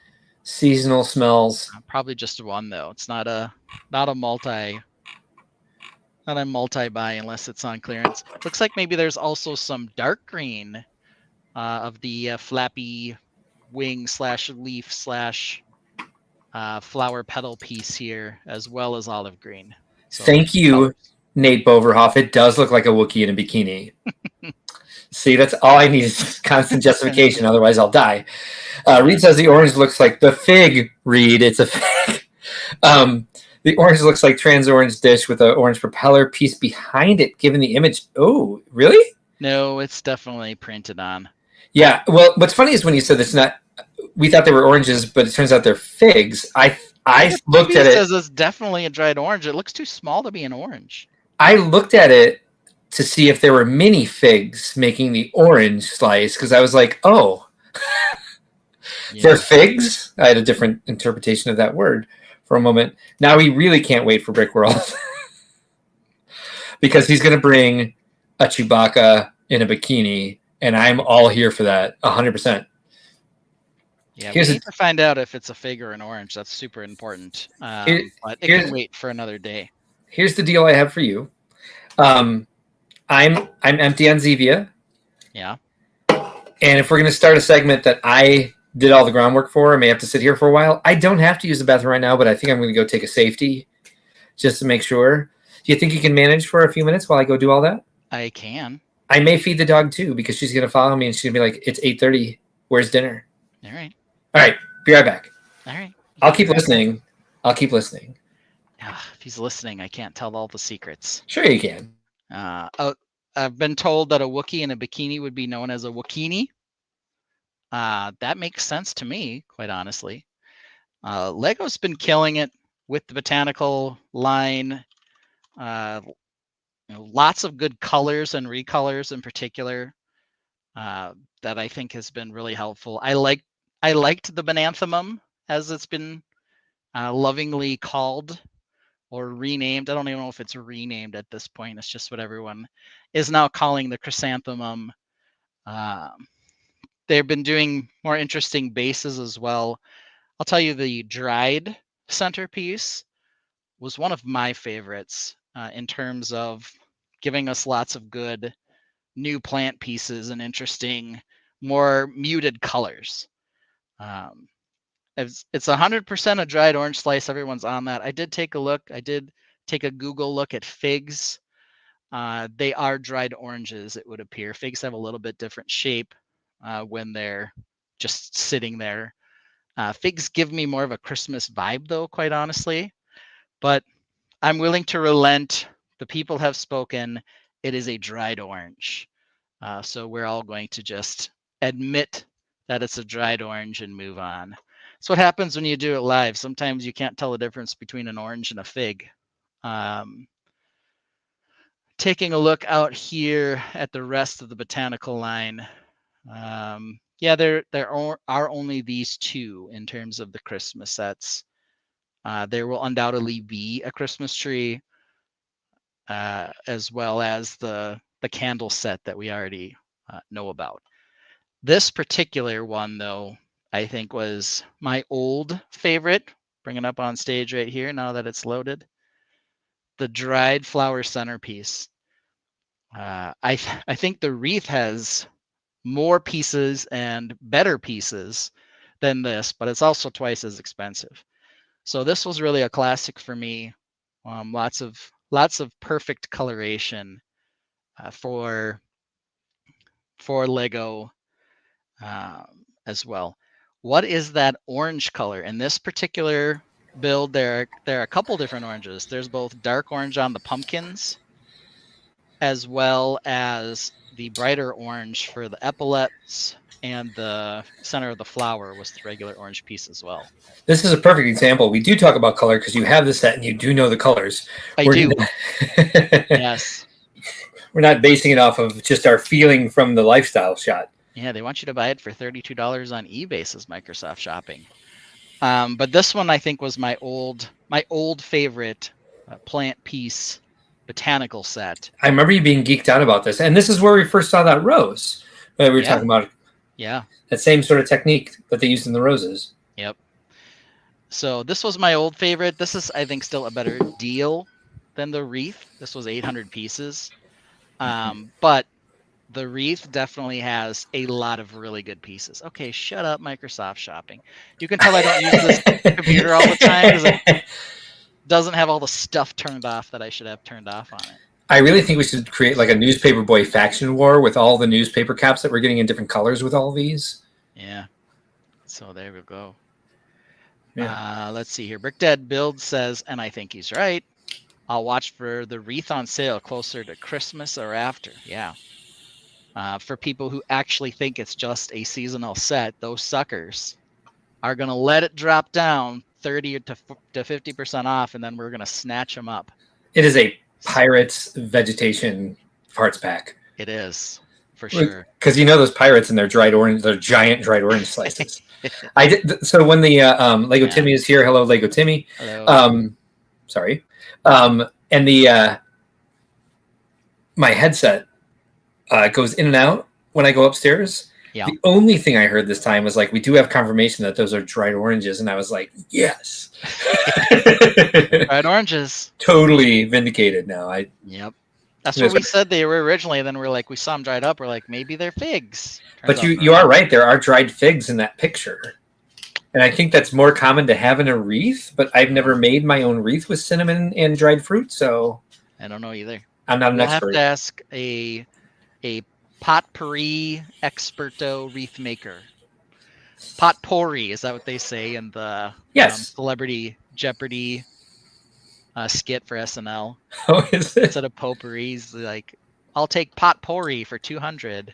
The only one I'll remember from the Jeopardy skits was I'll take the rapists for $100.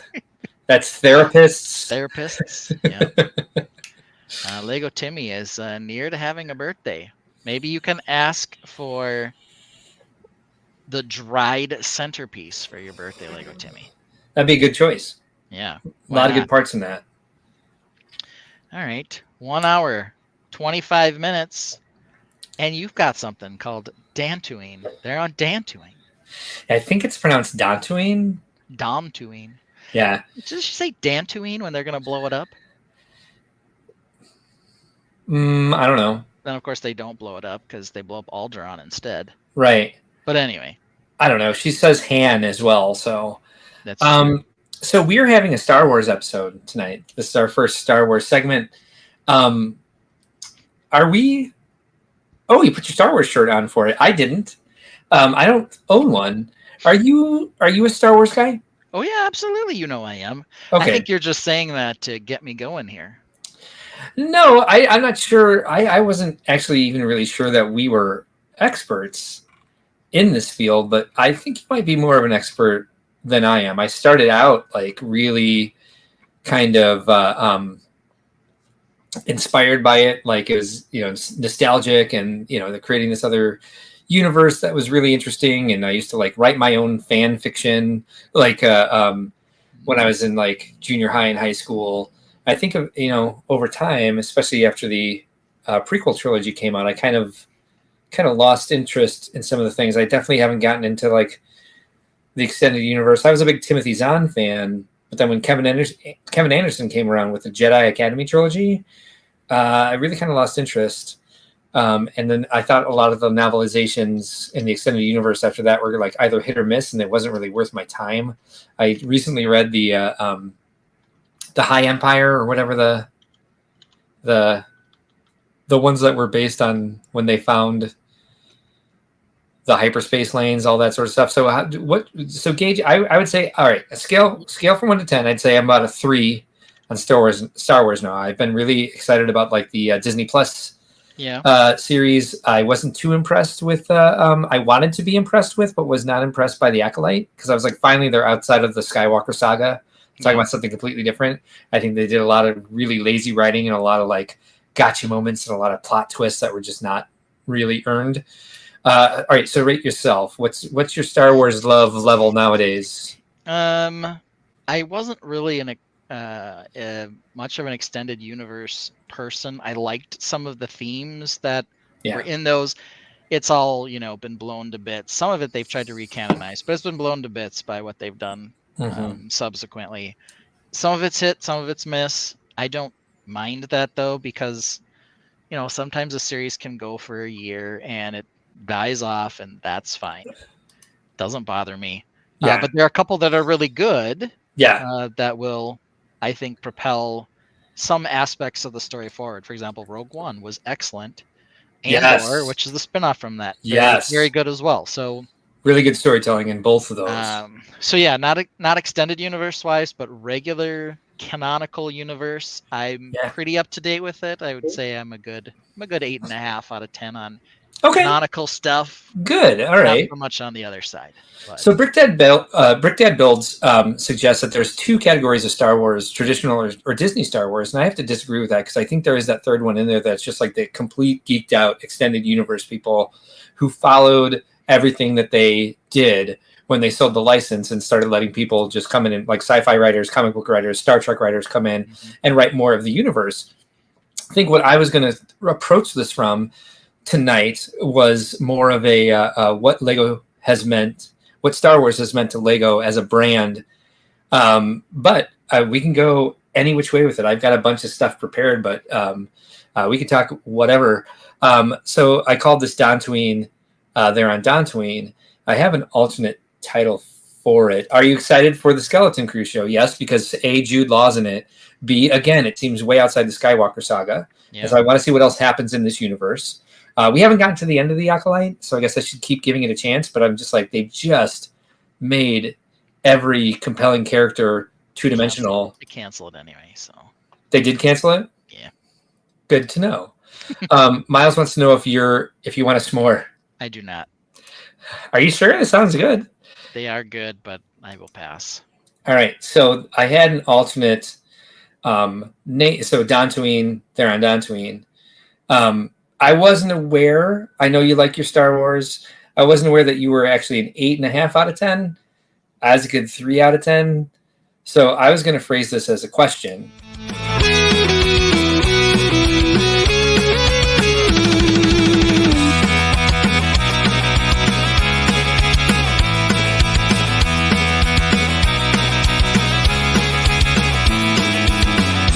There's a Luke, a Leia, a Han, and a Chewie, Stormtroopers, Rancor, Boba Fett, and Iwakui, Obi-Wan, Tornaker, C-3PO, come on.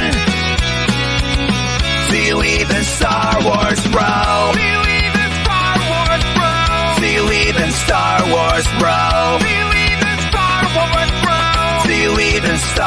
Wars, bro. Believe in Star Wars, bro.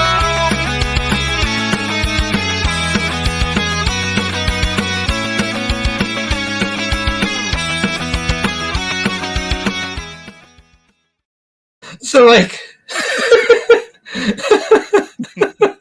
since I've lost more interest in like the Star Wars universe, I kind of feel like what I know about it nowadays and all the things that have happened in it since I lost interest, I kind of like have the Mandela effect of like mixing it with other sci-fi properties.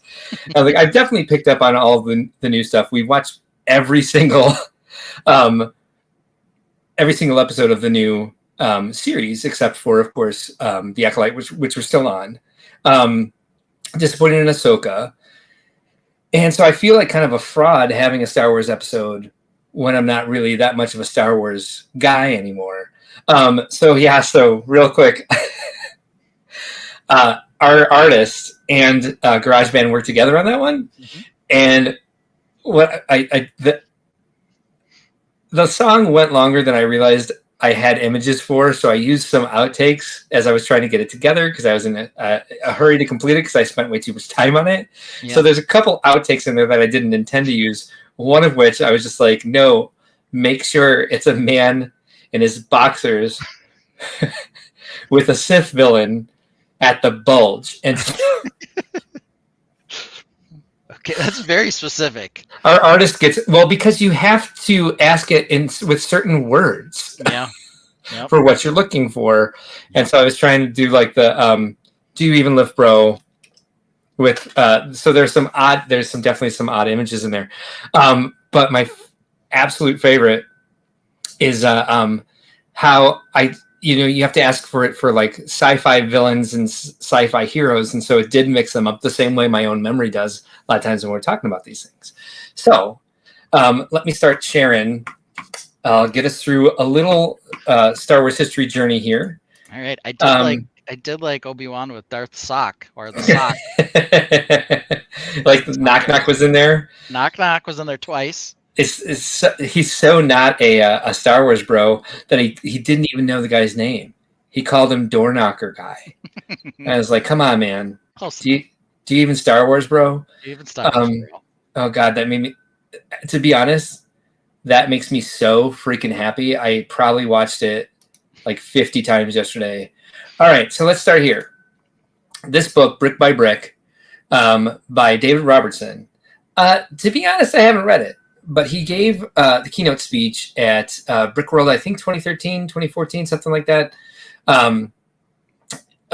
where he talks about how LEGO had their first loss in the history of the company in 1998, I think, or 1997, somewhere around there.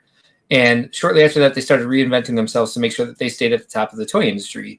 One way in which they did this was by that's when they introduced Mindstorms. So they were going to like technology.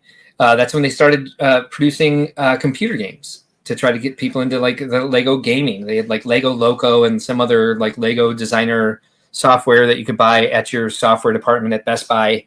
It wasn't an app. It wasn't something you could download. You had to go get the floppy disks and install it in your computer with limited capabilities and success. But the other thing they did is they had their first IP agreement, which was with Star Wars. And that was the year that Phantom Menace was coming out. Mm-hmm. And it coincided with them starting to juniorize their sets. And as Dave Robertson explains it, they were trying to start marketing their toy to kids who didn't want to build construction toys. So they were literally trying to market to people who actually didn't want their product. Not that they were like kids who liked construction or liked engineering or liked art that weren't aware of LEGO. They're like, what about the kids who don't like engineering, art, or architecture or design? Let's force them to. So they tried to make the design simpler, which was kind of like they had fits and starts getting out of this loss that they had in the late 90s. So they went from like that original line of LEGO, which was like, it was a TIE fighter, an X-Wing. Slave One was in I believe the second year. We're definitely gonna talk about that damn Slave really bad One. Yeah. Really bad one. And they came out with the Phantom Menace episode, the Phantom Menace sets at the same time. So when you look at them up on Bricklink, it looks like the Phantom Menace episode, the Phantom Menace sets came out before the original trilogy ones did, but that's not the order it happened in. So what I asked Ben to do was like we pick up our 3 favorite Star Wars sets, our 3 favorite minifigures from the line, and discuss those. Before we get to any of that, I do want to go through kind of what's happened with the Star Wars line going through that, where they had like, here's some cool sets. In the second year, they really juniorized them because they were starting to pull back on like the difficult designs in their builds, which they're definitely in the opposite direction of that now. But we had some in the beginning.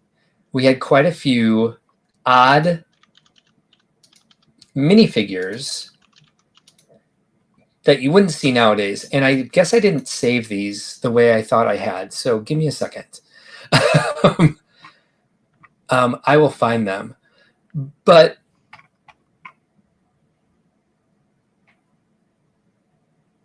one of the first things I remember is when they came out with the Ewok molds. This is the one I'm looking for that I can't find, that I thought I had opened. When they first came out with the Ewok molds, they had no face painting. So it was just one piece. Yeah, let me find that. They also had the same thing for Boba Fett. Mm-hmm. It was a one-piece helmet, backpack, rocket launcher, or rocket piece. And I think they have a Grimoire guard or something that was one piece. They also had Watto in Watto's junkyard. That was just like a big blue blob. Yeah. All right, let me see if I can find this. And I'll bring it up. Any thoughts on my introduction? Similar experience? I mean, there's well, okay. So we'll get to this as part of this discussion. Yeah, this was a reintroduction to a lot of people who had entered their dark ages back out into Lego. And the first couple waves were disappointing, to say the least. They had some pretty staggering designs. Though, like anything, there are always those nostalgia people who always want the original. You know, I want the first TIE fighter, and actually it was a TIE Interceptor, I think. I think you're right. I was thinking about that. Yeah, pretty early. And it took them a long time to produce a new TIE Interceptor in the right colors, because they were black and blue as well, and the old dark gray color. So they did a lot of interesting choices before they got back on the right footing with this. And it wasn't just Star Wars. Everything in Lego started getting better kind of after this. So I don't know. I don't know if you want to say Star Wars saved Lego. Maybe to some degree it did. I don't know. Yeah. I think that there's evidence that it did. But it wasn't. It was only a couple years after that they had the Harry Potter license. They started doing more Duplo licenses with popular kids TV shows in the UK. I'm sorry, in the UK and in Europe and Eastern Europe, Western Europe. I mean, so Brick Dad Build says we're torn in this house. The kids are Disney Star Wars. I'm open to the entire universe of Star Wars. I'd say 4 on a 1 to 10. Hype cup runneth over. Jolyn Child says Jar Jar Binks was the first fig to have a specially shaped head mold in 1999, and it was one that was solid color with no printing. Yeah, I think that was the first one I remember, because I remember getting that figure and thinking it was cool that we had an alien head, not having seen the movie yet, because I got the sets before I saw the movie, and then I was just like, oh, is that what I just got? But here's one of the sets from 1999. The Snowspeeder was part of the first wave. And again, check out these figures. They have yellow skin. These were all episode 1, so I'm going to skip them. The X-Wing fighter, not a terrible set. As our first iteration of it. Look at these. They still have these finger hinges here. You got this guy. Clearly a Star Wars character. The other interesting part about that, I guess I would say, is that it The colors on that are not quite right either. They're gray as opposed to white and red. And this was old gray. Old gray. Yep. It's been a while since we started doing this. So it was a TIE fighter and Y-wing. So it was a TIE fighter. That's a TIE Advanced because it's got Vader. Okay, fair enough. Yep. But not a TIE Interceptor either way. No. Just in case you were wondering if you were right. And I think they did have a TIE fighter, but it was ugly. And let's see, wasn't there one more? Nope. That was the original wave. That was it. Oh, no. I knew there was one more. This wasn't bad. This is actually kind of exciting. Yeah. Okay. It's a little on the blocky side, but all right. Right, but in 1999, it had Obi-Wan, it had Luke, it had it looked like the vehicle from the movie. This is the evolution that I hope Animal Crossing eventually takes. Yeah. Pockets Master is here. Hello, sir. Thank you for joining us, ma'am, whoever you are. Clearly a Star Wars character guy was something else. Yeah, I know, right? It was like they threw a pirate face because that was literally a pirate face on a random tan work overalls, and was just like, yeah, he works in the hangar. That's that guy. I have one of those snowspeeders sealed somewhere. I sold all mine to pay my rent after college. Kevin Schmidt has this set, one of the sets we just looked at. So that was that was the first foray. This was like the introduction. People were really excited about it. This is what we got from the episode 1 sets. We got at the time, this was exciting to see this new hair mold. Like, it was a good thing. I was like, wow, I never thought they'd make hair like this. You got these cloth capes, you got Jedi robes, you can make your own characters. I did a lot of that sort of thing. The Droid Fighter, a Star Wars set without a minifigure. But they still have these old bracket pieces here. This was also weird old brown coloration too. Mm-hmm. That was part of the, I think, strangest things about those first couple lines is that they had things like that where the colors didn't even match what was in the episodes. Very bizarre. So who knows? Here's that mold that Joellen was talking about. Just like the Ewok, there's no face printing. It's just a mold. Just Jar Jar. Just Ghost Albino Jar Jar. Yes. Anakin's Pod Racer, which didn't this have a singular mold? No, that was Sebulba. Yep. Naboo Starfighter. Wow. Yeah. Talk about blocky. Yeah, that one needs a little work. But we went through a lot of different oh my god. I forgot how bad this was. I bought that set. I was very excited for that one. Yeah. But yeah, it's not very good. It had some lift up panels where you could put the lightsabers and some other things. I mean, just look at this landing gear. Not well done. No. It was a print that made the back doors. Yeah. He went in through these. I did like that you could slip the figure in to on his little speeder into the back. I mean, that was nice, but the speeder was big and bulky and silly. Yeah, wow. They've really polished the edges with the amount of curves and slopes and wedge pieces that they offer nowadays. They're in separate cockpits. Yeah, 3 different cockpits. Yeah, not at all how it happens in the movie, of course. There was definitely on all of this. There's evolution over the years. We can skip way ahead because if we go through every year, we're going to get really, really bogged down. But I do want to hit this one up here because you brought it up and you're absolutely correct. Second year, we had a few huge clunkers where we had the pod racing bucket where they were still making buckets and you're supposed to be able to make a number of pod racers. The Trade Federation AAT, they made these molds. This was a UFO mold. And they're like, we can use that. We can round this off. We can make this look sleek. I remember being excited about this set. And then the A-Wing was super blocky. They didn't have those curved slopes or those curved wedge pieces yet. And this was high design for the time. It's like, oh, wow, it has an A-Wing pilot. And again, a pirate. Oh, here we go. A pirate in tan work uniform. But yeah, this was our first Slave One, our first Boba Fett starship or whatever they call it nowadays. Yeah.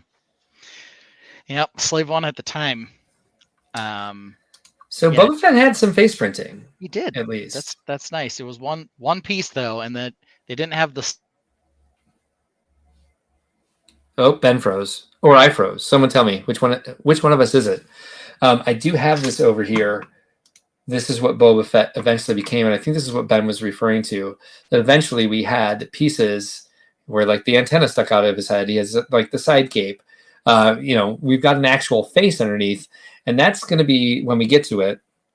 It has been frozen. Thank goodness, because I'm still speaking. This land speeder was first Lego Star Wars set. I think I ended up getting them all at once. It was like one of the things where I was in college. I snuck out and got everything. Have a couple of those old slave ones also bought off Craigslist. Yeah, but it's a terrible set. Like people have to appreciate the actual like nostalgia and the shtick of it, because it was just such a bad design, because they were pulling back on making more complicated designs. They certainly changed that over time. One of the figures that I'm bringing up tonight, so I'll start since Ben's not even here. With my first favorite figure was this character here, just like the basic Darth Vader. But my roommate in college was like, he's like, I'm not sure about them making those Lego Star Wars sets, because it was like newsworthy. So like this was in the newspaper. It was on the evening news that they were coming out with Lego Star Wars sets. So he's like, you're going to have this Darth Vader figure, and you're going to pull off that helmet. There's going to be a little yellow smiley face underneath. And I was just like, I don't think you understand this company. They were already doing more like Lego face expressions. They didn't have, at that point, any fleshy figures. I would say this was probably the first one. Someone correct me if I'm wrong. First dual-sided head was Harry Potter. Good to know, which makes sense. But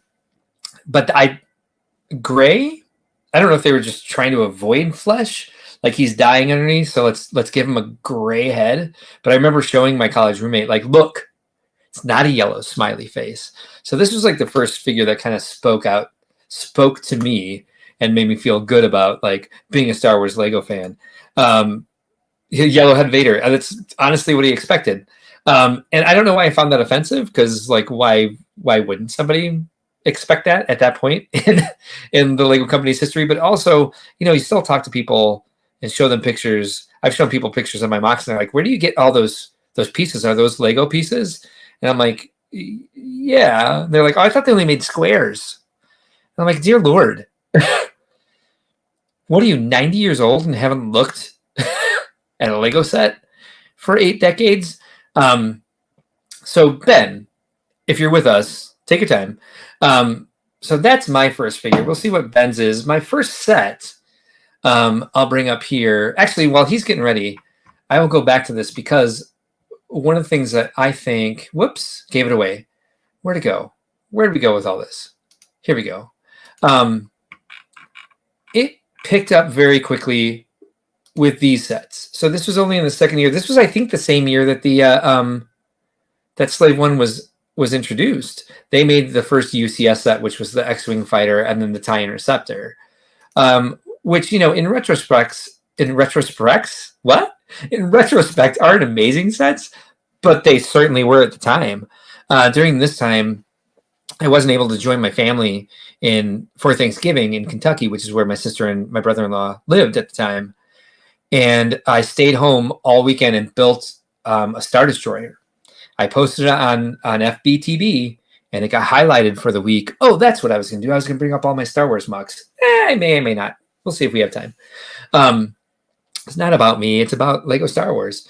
And so it was definitely possible to make cool stuff at the time. And this was some of the most advanced stuff we, if I may be so bold, had seen up to that point. Yeah, Technic had some really technical builds, but it was, they're not like the Technic sets of today that have like panels.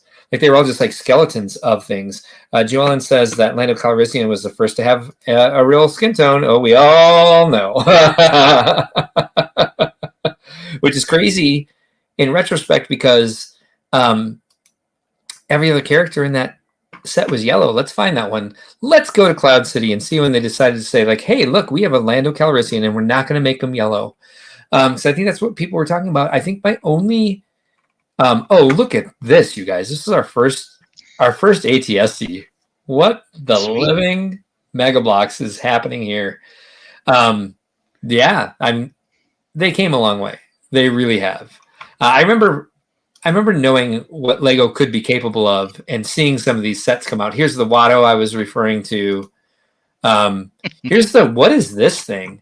It is Aldar Beto, of course. Wow. I couldn't even tell you who that is. That's a fever dream. And then this. Remember this coming out? The UCS bust. In 2001, a Darth Maul bust. They did a couple of like sculptures. They did a Yoda one as well. Yeah. That was kind of this old style with, it was a bunch of sand green or something. This was exciting. And then I'm not going to get all the way to it because now we're into episode 2. But I remember a bit of a controversy because they were coming out with, I don't remember if it was like, here's that set you were talking about. Makes perfect sense. What's around his neck? Does he play a flute or something? Good question. I have no idea. Why are his nails gigantic? He does kind of have crusty nails, but yeah, I don't know. Do you remember the first extended universe set to come out? And if you don't worry, I've got it. I remember a like a TIE tank. Bam, nailed it. Yeah. Well, it's totally crazy. This was controversial because they came out with I think it was like a TIE Fighter series or something. They were coming out with 4 TIE Fighters, or I can't remember exactly what was happening. That they were announcing it, that they were like, the 4th one was like not from canon. Yeah. But yeah, this was it. The TIE Crawler. First extended universe set that they came out with. Now they've come out with countless. Sometimes I don't even know. Yeah, there's been a few. Did they have a Thrawn before he appeared in the Rebels series? I can't remember. No. Okay. They didn't go quite that far. He would have been the big one. That would have been amazing. I'd have been pretty happy with that. Yeah. Oh, pardon me. They've also, of course, Lego spun off their own series. So they've had their own Lego Star Wars sets, like they did the Freemaker Adventures. So they had some ships and things from that as well. I got that in here. Is like, I don't want to talk too much about our least favorite Star Wars sets tonight, but I do have this, which I believe is a bit unfair to some of these. But that was number 9 on their list, was the Star Scavenger, like the Lego Freemaker Adventures. You know what's very odd about that is when they canceled it, they also removed the episodes. Yeah. Which is not common. Yeah, I don't love it when they do that. Me either. But yeah, I'm this also was going to say right here that Starfighter, the Naboo one there, what's wrong with that one? That's way better than the first one. Not a huge fan of this particular article, but it is the only negative one I looked up, and that was part of the problem. Is like, we're not going to do this because I don't even disagree. I'm like, I don't even agree with like 90% of this list or 80% of this list. I mean, he nailed it with this first one, to be honest. And if we're gonna like, just real quick, one of the only reasons I left this open, I mean, come on, they're doing 4+ sets. Yeah, that's so fine. Leave the Battle of Takanata alone, or Takadana. There's a scale issue on some of those. Okay, whatever. But blardy. This, I have to completely agree as number 1. This was the dumbest set. This is the one that BB-8 ends up piloting. That was a classic misstep. Classic misstep. There's some decent figures, but the base of that AT-AT or AT-ST, sorry, was basically used in an entire set that came out like a year or 2 years before that. Yeah, that actually had the top on it. So they were the same price point. That was kind of the thing that everybody like freaked out about. They're like, oh, now you're giving us half the set. Bonkers. Price. So as long as Pockets Master has joined us, and hello, thank you for joining us. Aldar Beto, he says, is one of his most valuable figs. His avatar there has the Kit Fisto head, which that was one of the first ones where I was like, oh, look, it's gooey. It moves, rubbery and there's face printing, and like the braids move, and like, for me it was like I was trying to like tell other stories and come up with unique characters. So like to have these characters that look like actual characters, as opposed to, oh, he's gone now, but the Jar Jar Binks with like no head, with no eyes. Where is my Ewok? Oh well. Oh, here he is, like that. And then there was another Grammarian Guard one. Yes. Yeah. And they started coming out with this, I think, actually pretty early on, where they were doing these unique molds. Like this great headdress from the Gamorreans, not Gamorreans, the I forget what this race is called, but New Gunray, one of the characters, of course. And then they blew it out of the water eventually with this, which I never got. I don't have it either. By then I was I wasn't quite so interested in collecting anymore Star Wars stuff. So I was like, I don't really need it. I'm not going to go out of my way to make sure that I have this. Nemoidian. Thank you, Pockets Master. Nemoidian. Chocolate Ewok. Yes. Yeah, he does look like a chocolate Easter bunny, that you get in your Easter basket. Let me get these out of here. Newt Gunray can go. Ewok can go. So the first one, Ben, that I shared, I started with minifigures. And I started with you were unavailable for a moment. So I started with this because my college roommate was upset that they were coming out with or he was hesitant about them coming out with how he felt about them coming out with Lego Star Wars sets, because he thought you were going to take Darth Vader's helmet off and there was going to be a yellow smiley face underneath. And I was very happy to see this because it was the first quote unquote flesh tone. Not really, because I was Lando Calrissian, as Joellen pointed out. But I was able to take the helmet off and show him, like, look, it's not a yellow smiley face. Yeah. Okay. This is going to be awkward. Here was my first pick for minifig. By the way, my dad's house, I'm the only one inside, completely lost power. That's what happened. Oh, really? Yeah. What's up with you and power? I don't know. Here's my first choice for minifig. Nice. This is the Vader with the top part of the helmet comes off and the respirator is still attached. Oh, nice. I really thought that was really cool. Yeah. My second one, though, is also the figure I never got. Yeah. We'll have to find one for you. Yeah, for we sure. know some people. Yeah. And you want to hear my third one just for funsies, or do you want to? Yeah, sure.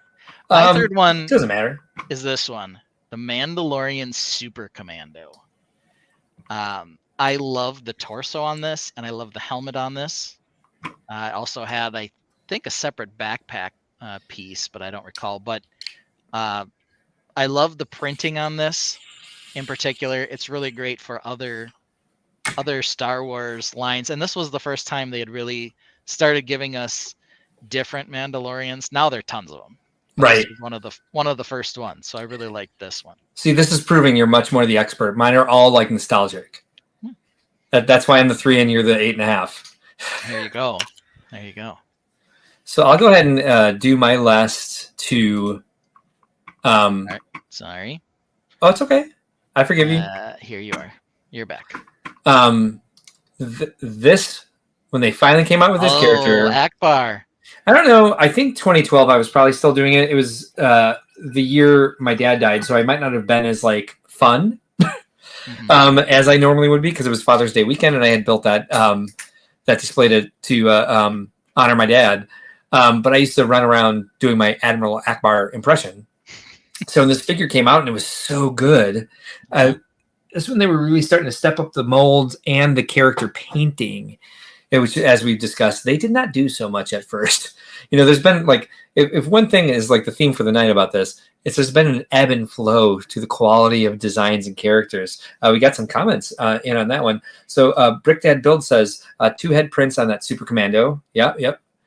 There's a lot. I think there's quite a few double head prints nowadays. I think it's rare if I have a minifigure that doesn't have a double head print. Admiral Akbar, they did put that on a magnet set when I worked for Lego. Oh, that's right, the magnet sets, because they were trying like crazy to sell their individual figures, but they got sued, I think, by Hasbro or something like that. Yeah. And then one of my favorite characters. And at first, the magnets, you could just take them right off. Then they started super gluing them to the magnet. Mm-hmm. So it was a whole thing. You get some nail polish remover, you can knock those things right off there. Yeah. Anything with acetone in it. But this. Oh, there you go. I don't even have it. I'm just so glad they made it, and they made it so well. He's so cute. remember people making this figure out of Sculpey or resin. For sure. And before there were 3D printers, at least available in domestically. Yeah. And trying to make Max Rebo heads. And like when they finally did it, I was like, yes, thank you. Why he's naked, I don't know. Because I think doesn't he actually wear clothes? And I think so. Return of the Jedi, yeah, I think he does. He wears a piano at least, so I don't know. Yeah. Maybe I assume that he's got at least a cod piece on under that. That's the other thing. That's the other funny thing. Is I was asking our artist for bros in their man cave, who are Star Wars bros. They had to put a cod piece on every costume. And I was asking for varying levels of like good costumes. So Friday Night Brick says, I have some of both versions unglued and glued. So much fun. Yes, tons of fun. And if you want to unglue those, ask Stone again. All right, so those are my characters. Those are the ones that were my favorite. I did have a runner up here, and I think just because like, you know me, you see the guys that I asked our artists to produce for our videos.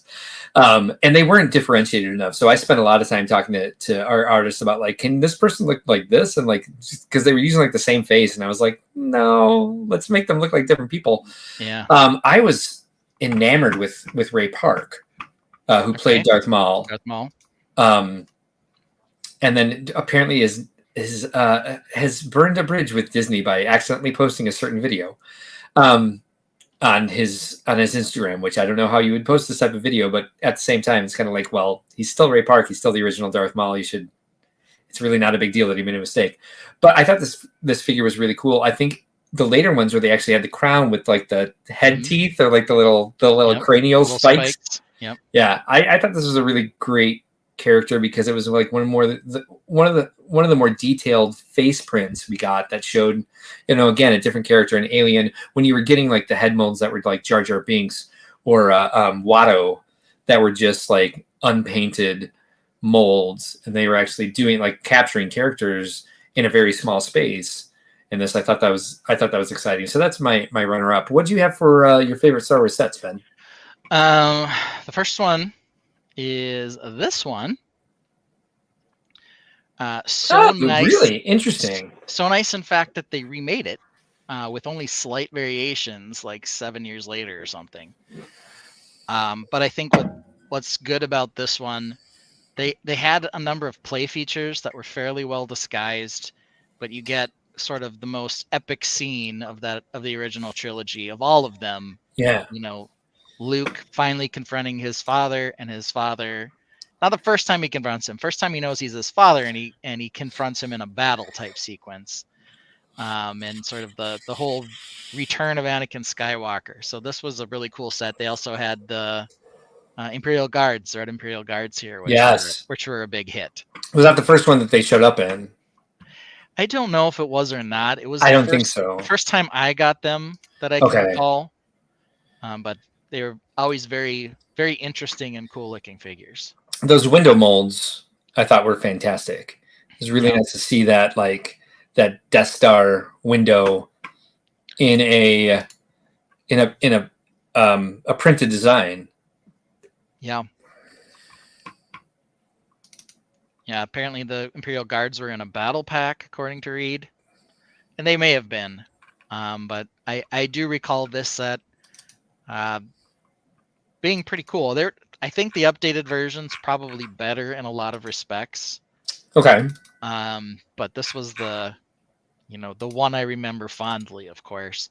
There are other sets where they had like one really cool element, and then the rest of the set sucked. Like like the Rancor pit.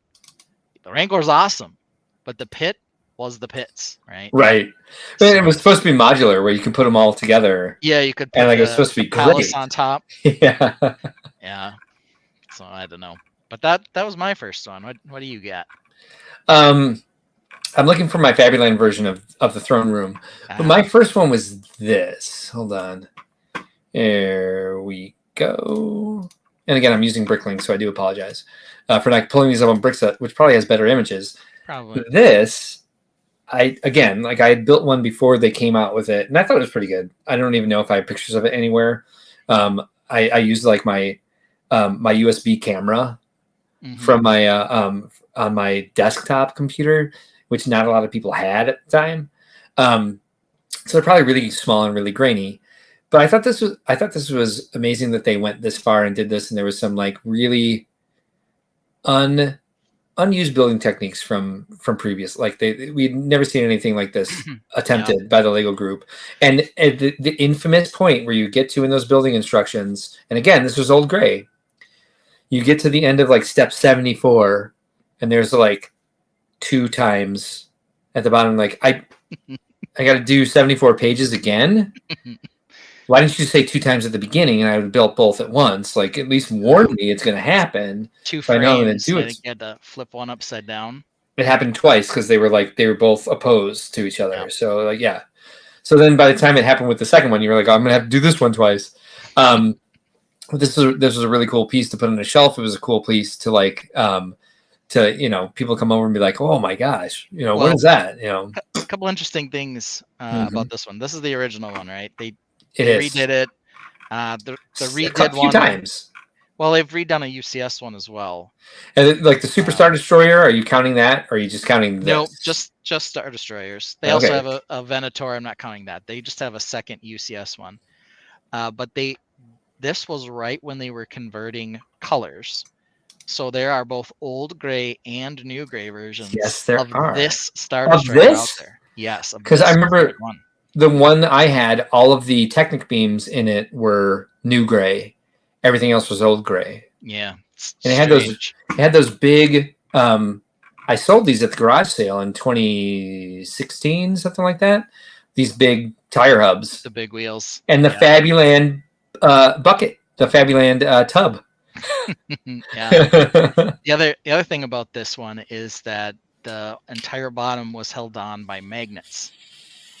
And I don't know if it's just mine, but they don't always keep their power for some reason, and the bottom like flops open all the time on this thing. I remember reading a thread about this in Eurobricks.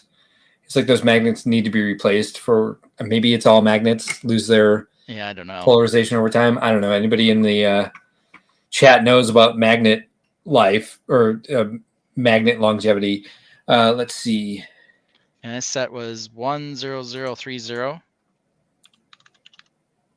Oh, they were in a battle pack, the Imperial Guards before that. Yeah, it is 10030, correct. Aha, found it.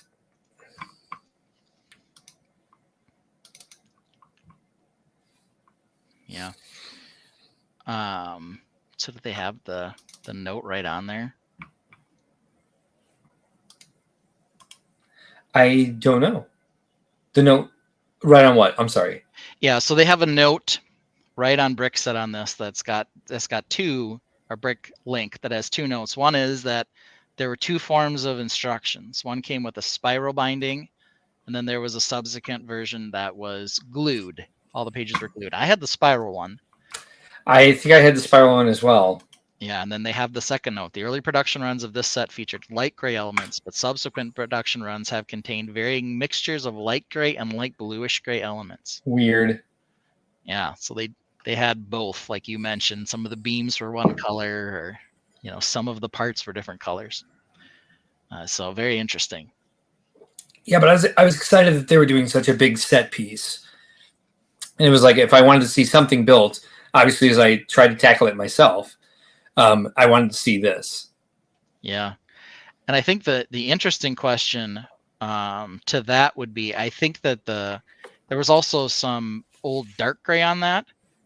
And I think that the old dark gray was just old dark gray. They didn't have a variation there. Interesting. Yeah. I remember getting a few that had like different shades of the same color as they were transitioning. I think they were mostly Star Wars sets because that's what I was collecting at the time.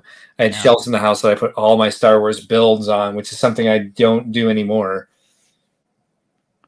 Yeah, so they kind of have, here's the parts that were available in either color depending on. So they had variations on a number of parts, but here are kind of the recolors. And some of them were kind of important parts or really visible parts.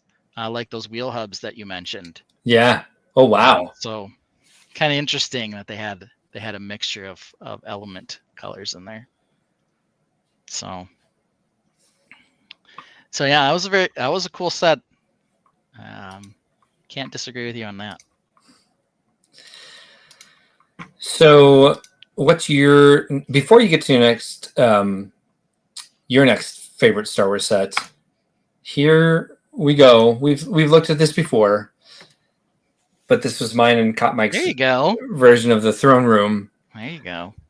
This is what we were able to do in 2009, 2008, I think, actually. The Fabuland throne room battle. I don't know why it's black and not, gray. Maybe I just didn't have enough gray pieces. Who knows? Yeah. I think it still has the right vibe.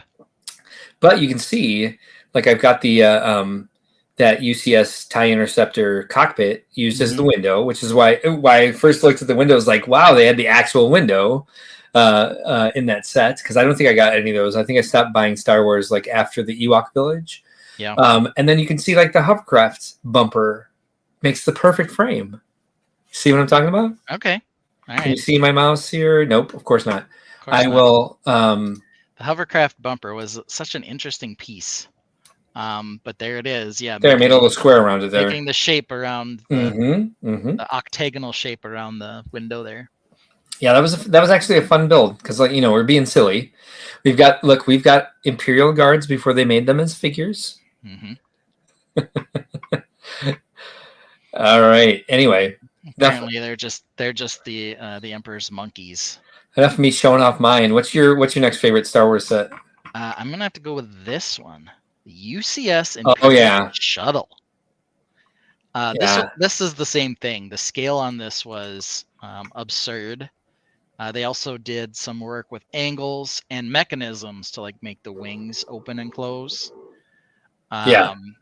So I really like this one.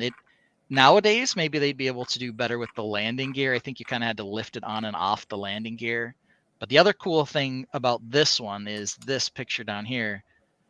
It also came with a large display stand that you can slot it into to put the wings all the way down. Took up a lot of space, but a really cool design. That was one of the first times they did something like that.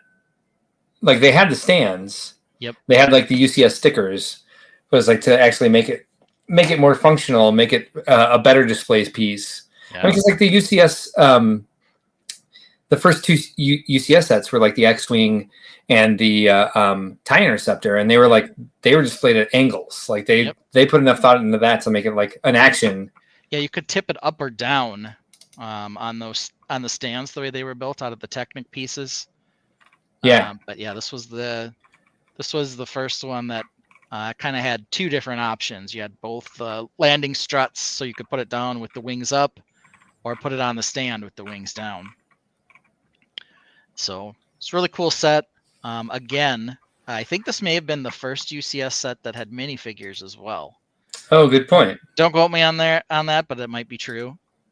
But there you have it. So real generic Imperial officer and Stormtrooper, but Luke in Return of the Jedi garb and one of those fancy Darth Vaders.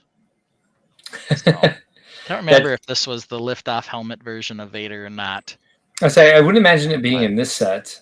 Yeah, I don't. But I could be wrong because they don't always make sense, the figures that they put in these sets. Yeah. So here you have it. So really cool set. Really liked it. Yeah, there you see it. It just lifts off their little Technic pins that it slots into. So it stays on it when it's on the ground, but as soon as you pick it up, like the landing gear falls off and you can put it on top of the stand. So. Yeah, I don't think I got this one. I think by this point I had stopped buying every Lego Star Wars set that came out. Yeah. Yeah, there's a few I don't have for sure. Quite a few, but a couple UCS ones I don't have either. I never got the Super Star Destroyer. Which is too bad. I don't have the Venator. Yeah. So there's some where you just you're out of space eventually, And you're exactly when these things are the size of coffee tables, like the first UCS Millennium Falcon. Yeah. That was like, this thing is enormous. Yeah. The second one's just as big. Yeah. Yeah, you can only have so many Razor Crests on your shelf, you know. So here's my next one, and I'm surprised to see that the Luke in this is still has a yellow face. I didn't realize this was quite so old. That old, yeah. But I mean, this was the set that everyone wanted from the beginning. Like from when they finally came out with the AT-AT, which, by the way, do you know what it stands for? AT-AT. All-terrain assault transport. Armored transport. Armored transport. TIE fighter. Twin ion engine. Fighter. ATS. All-terrain scout transport. Nice. ATPT. All-terrain prison transport. I'm not sure that one. I think it's like. Is that the one with the big artillery gun on it? Oh, now I forget. I think ATPT was like personal transport or something like that. Oh, because it's still a singular trooper that's in it. It's the little one. Yeah. Why did I ask what I don't know? AAT. Yeah, and of course, Brick Dead Builds wants us to say AT-AT. No, but I will not. I say AT-AT. I'm sorry. So do I. Yeah, which is what it's called.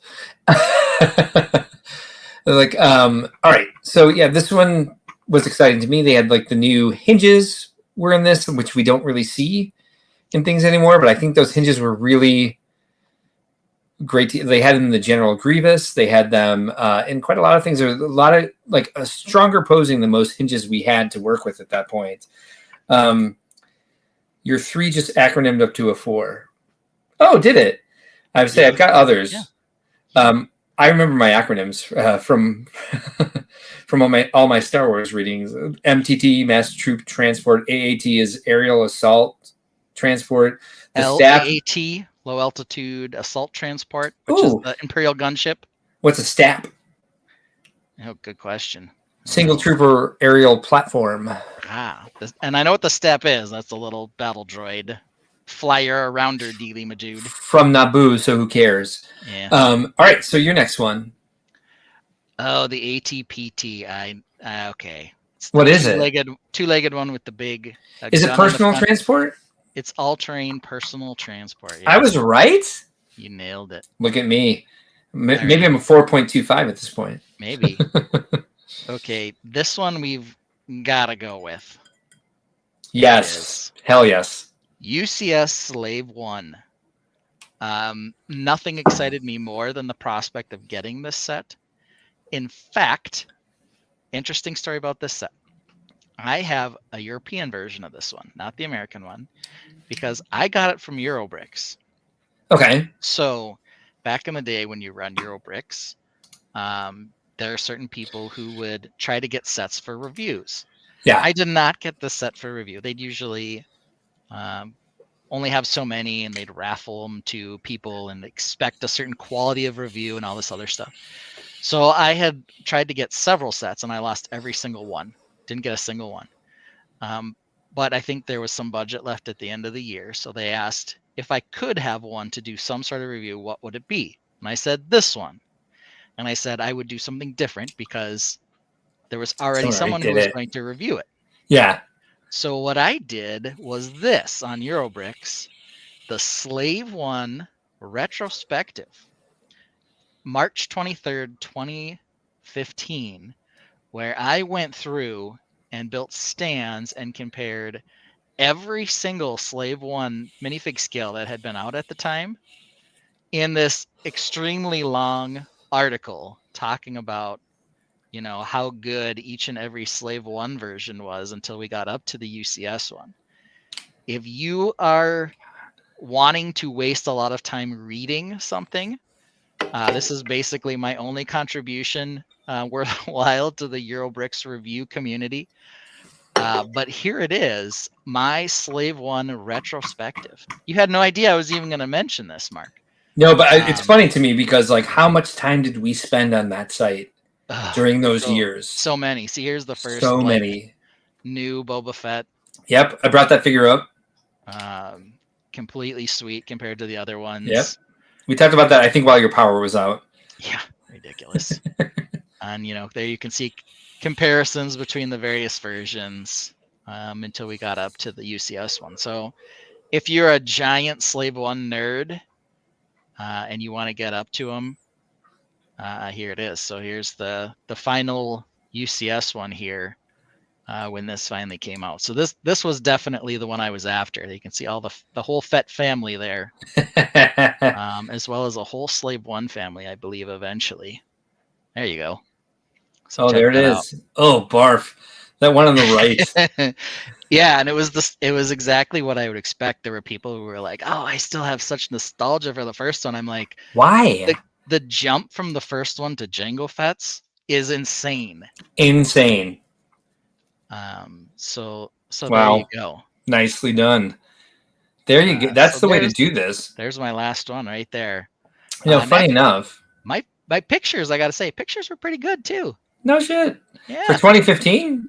But that's what the Reviewers Academy was about, like trying to encourage people to take better pictures and like present better. Look at you putting the stroke around the frame and like having everything like sit out from the rest and like. Yep, I had a little. That took a lot of time. I know how to use the BB for logo in there and all kinds of stuff. Yeah. The stands for all of them. So it was definitely a passion project. Oh, I was really bummed that I didn't win the set to review it, but hopefully if anyone really wants to go read it, go ahead, just look on Eurobricks for Slave One Retrospective and you can find it. It will exist forever. Forever, as far as we know. So funny enough, the last one that I have is a set that I did a review for Brick Journal. All right, the ATST. I did not even remember I did that until you mentioned that about the Slave One. Yeah. So this was kind of like the last great set for me that I was like really stoked about. And yes, it was UCS. Looking at it now with all those studs showing, I'm like, they would do this so much differently now. They would do this so very much differently. But I was very excited about this because we had such crappy versions of the ATST before this. And this kind of nailed it. Like this, you could pose it, you could put minifigures in it, you could create battle scenes with it. And it was just a complicated build. It was challenging. It had a lot of new molds in it. Do you remember how the shape was held together? Remind me. Rubber bands. I don't remember that at all. Yeah, so the head shape's kind of odd, and it was held. Oh yes, I do. And they had like it was hinges, and they had like the 1x2 plate with the handle. Yep. Yeah. So you can both open the little top on there, and then you can open the big top. And you kind of have to open the big top to get the rubber bands all attached in there so the thing all stays together. And this would be very different nowadays, but it was like, it wasn't just a front display piece. They put so much detail in the back, which like really impressed me. And I just felt really kind of like honored, like valued as a Star Wars Lego fan by how much thought they put into the design of this. All the new molds, like the amazing design, that I couldn't open and build this fast enough. And I was very honored that Joe Mino asked me to do a review of it for Brick Journal. And I threw a bunch of Fabuland characters in there. I made a comic out of it. And I was quite a spaz at the time. I was, I think, 24, 25. I don't know. I was young. I was little me. Yeah. So, I think this is rather thorough. We didn't get too deep into like recent Star Wars sets, which I think the way to get into recent Star Wars sets would be to talk about like kind of like more of the controversies, because we're more aware of the controversies now. Yeah. Because of the influencer community. But I think like the way to really sort of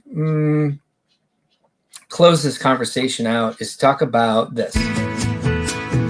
Welcome to Blockleverse, no souls around. Cheap sights and sounds, no life to be found. Photoshop toys on twin Siamese. Fathers and sons making IEDs. Welcome to the Blockleverse, everyone is checked. Water slides are funny, hands are grotesque. Car pest police, house cake topped off. Minnie's passed out, her head's popped off. Welcome to the Blockleverse. distort. Bad Photoshop, orphans in an eastern port. Oh, there's a whole second verse of that song. So here we are back in my Amazon. We were talking about this book earlier, Brick by Brick, How Lego Rewrote the Rules of Innovation and Conquered the Global Toy Industry. I highly recommend this book because this guy is a genius, and he was going to write a book about companies that reinvented themselves. And then he found so much from the Lego group, he wrote one book just about them. Maybe he's done great since then, but let's take a look, because I wanted to go into the Blockleverse to see how much Star Wars copying there is out there. And you know what? Star Wars. Can't say Star Wars, right? Isn't it something else? Mold King Sandcrawler. Mold King, we're not going to talk about Mold King, because Mold King sets are actually kind of cool. And Ben might buy them, build them, and get them, hitting them up on Instagram to send him free ones. So this is what it was kind of a deep dive, because I think these guys are kind of afraid of Disney, Star Wars altogether. So let's see what's in my cart, because that's how I say it. Instead of bookmarking them, I just threw them in my cart. So let's take a look at some of these that I was actually able to find. Hey, check this out. Wow. This is the Platoon Attack Craft and Destroyer Droidica Battle Army Clone Platoon Attack Craft Building Kit 32-piece Battle Soldiers Troop Carrier with 2 Droidicas, building blocks, action figures, army toys for, hold on. ... Kids 6 to 12. All right. So that's not computer rendered at all. It's not in the slightest. Yeah. So this is one of the ones I was able to find. And you can see it's a Platoon Attack Craft Troop Carrier, as they keep telling you. Yes. Yep. Ooh, folds out. Transport the battle clankers into battle. Lift arm can fold out. It is important. Has 32 battle clankers. Okay. So they're called battle droids. Yeah. And they've chosen the word clankers. Clankers, which they are called. They're called clankers frequently by Ahsoka and. Oh, are they?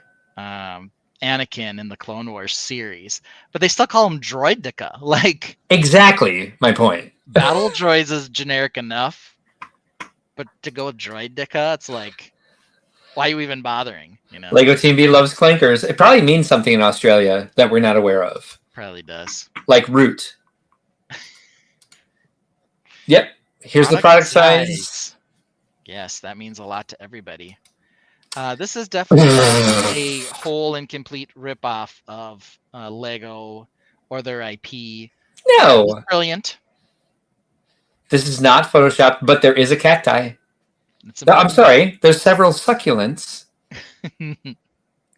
Some succulent action on this one. I think so the whole design sucks. That's the idea here. Right. So that one's pretty tame, right? What I like about this one, and I looked at this many times. Oh, actually, I did not look closely enough. Hi. So this is Hyperbrick. I looked at this so many times last night, and now I can see it. But last night I didn't see the heads. I was like, these droids don't have heads, but they do. So this is kind of the same thing. Hey. It can change. Make sure you read the fine print. What's happening? Good question. Hey, look. Why are there arrows? Because you can turn it in a circle. I don't know. That is not the right arrow for this. My favorite of all the ones that I found for this is this, which is clearly in some sort of Russian prison up in Siberia, and they're separatists. They put the separatists. Right, exactly. And they're like, oh, we took out the train tracks and put this instead. And this is the CIS Platoon Attack Craft. What's CIS stand for? I don't know. Let's check. Because this is the droid army compatible with Lego Platoon Attack Craft building set with 33 battle droids and 1 pilot droid battle pack toy gift for Star fans, boys, kids, ages 6 and up. Yeah. Star fans. Star fans. Star fans. Let's get back to this. They dropped the Droidica, but apparently they added a pilot droid that you can't see. There's no pilot. He's mysteriously absent. It's great value. holds 33 battle clankers. We're clanking again. There's one times pilot clanker.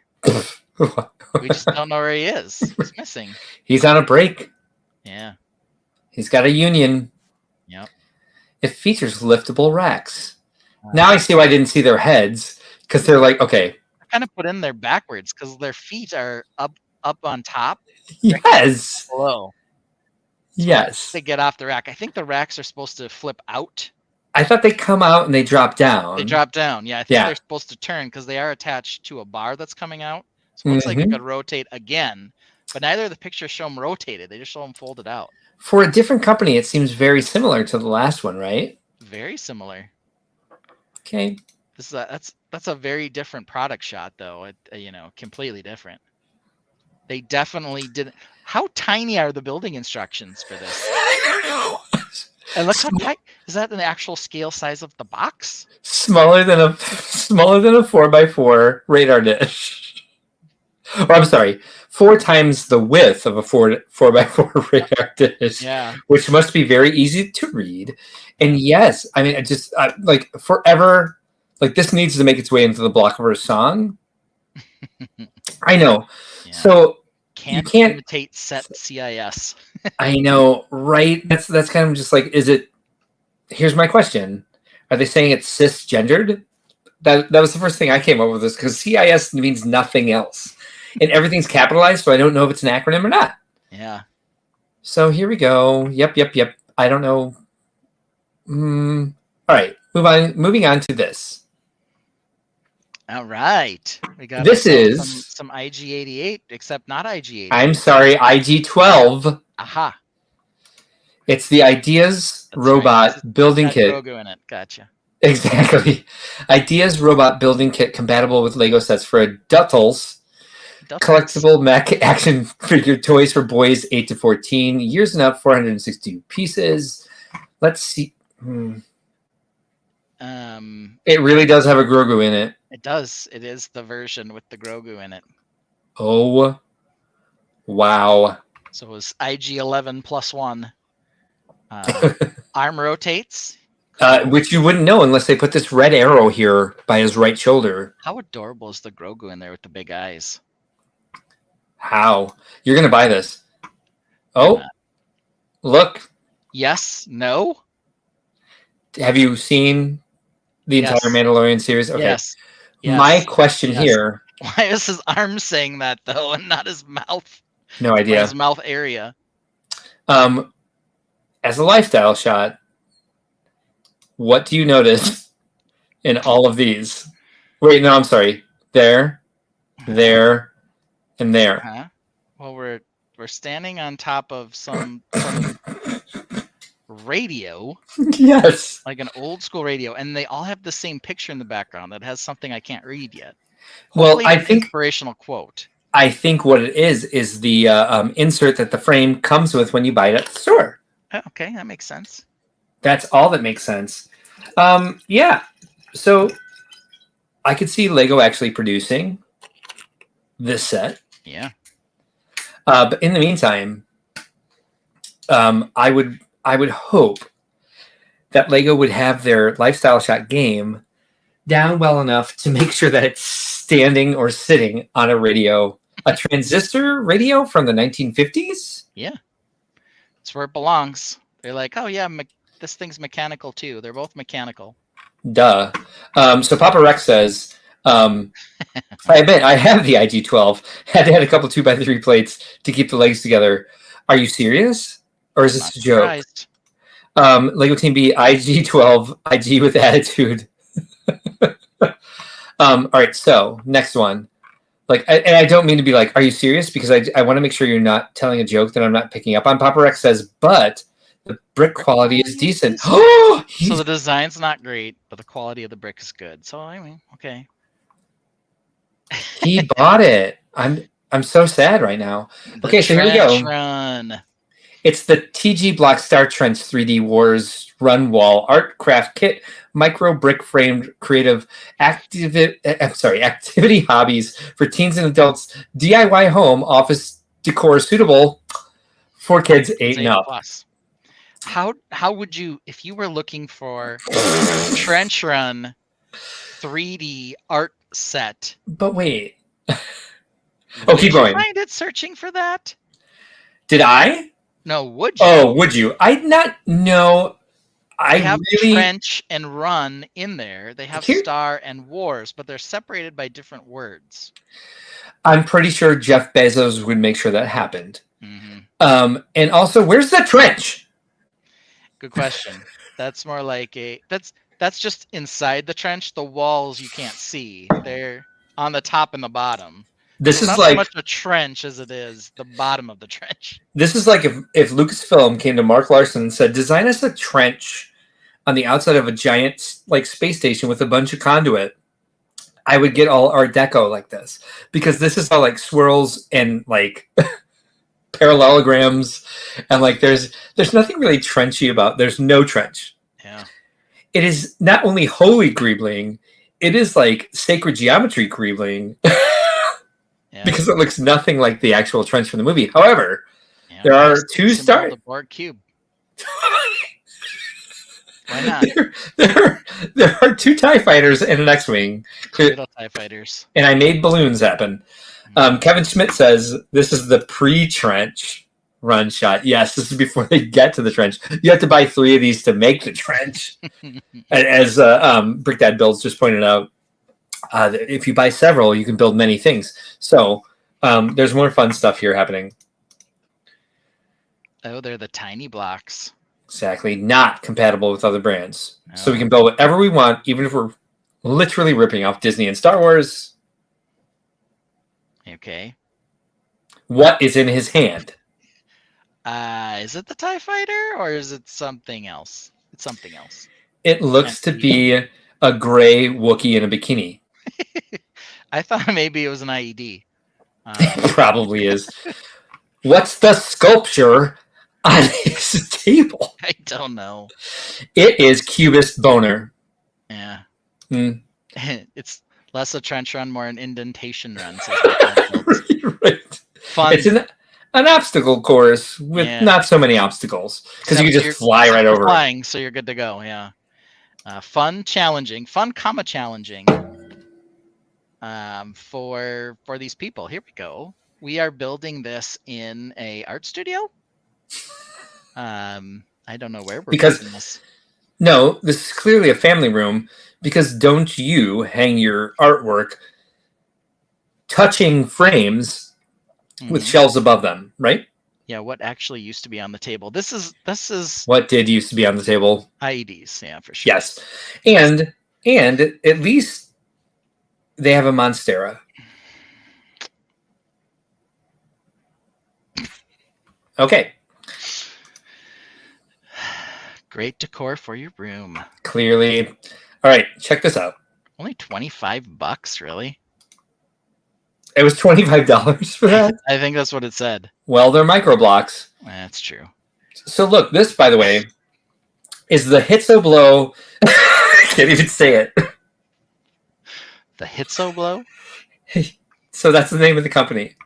Okay. It's the Hitso. It's the Hitso Blow General Helmet Building Set Restore Classic Building Blocks Model Home Ornament Decorations for Fans and Children Present. 788 pieces. They have to be present. Mm-hmm. To build Fans and children present, yes. Restore. Okay. Why did they throw that into their search terms? Like, who do they think they're getting? I don't know. Okay, let's check this out. Because my favorite is at the end of this. So it's General Grievous Helmet. Head. Yeah, it's his head. In like on bust format with like a neck, solid base, concise instructions. That kid's versus who's the others? We're not sure. We don't know, because who else makes this? Right? All these other people making General Grievous helmets. Yeah. Look at how look how sad that kid is. Exactly. Okay. Quality assurance versus poor quality. Yeah. Right. And other brands. Solid the base is not strong. Base is not strong. The 1 star versus 5 stars, baby. The base is prone to instability, causing the blocks to fall and making it difficult to place them. Well, let's hope we're not building it on the stand in the first place. It smells like plastic and is unacceptable. Poor quality, favorite by far. They are using ABS, but that is definitely an AI-generated image by Veed, by Chaz GP Veed. Okay. Good old Chaz GP Veed. Helmet details. All right, we got some helmet details. It's nice that they were able to put this in the studio and take actual images of it to show us these details. Parameter. We got some parameters here. General Grievous helmet building blocks. I believe that word is parameter. Yeah, it's a parameter. Oh, okay, fair enough. We've got lots of parameters. There's some bad kerning on that. High quality non-toxic ABS. I was like, which one of us is drinking? Yeah, exactly. Because you know how much poisonous plastic they have out there. That's what those other brands. That's why your bricks are falling off. That's what they'll feed you for sure. Good night, Rob Claxton. All right. Fair enough. They keep showing us that's what it is. Got creepy eyes for sure. What is this family actually doing? I have an answer. It's not IEDs. Jenga. Yes. 100%. It's Jenga under there. Makes a great gift for a favorite adult or child. Don't give it to one you don't like. And this is the same thing as the parameters with the spacing being all wacky. So instead of saying favorite, it looks like it says F or right. So it's called kerning. It's like the space between letters. Yeah. And like the only time you really have to worry about it is in titling. And whatever font they're using is crazy because there's like a canyon between the A and the V. And the R and the I are like, they're getting busy. Yeah, they are one letter. I think if we, by the way, there's no way the set is this big. But I think if we Googled stock image of a family playing Jenga, we would find this photo. Did you try? I didn't. I ran out of time. But we can do it live. Yeah, why not? For a favorite adult or child, as long as they're present. Exactly. So I think that's the end of my cart. That was those were the ones that I found. I reordered my cart to make sure I hit this image last. And I'm a little disappointed it's over. And so just to make sure that I feel happier, I just think we need to hit the song one more time.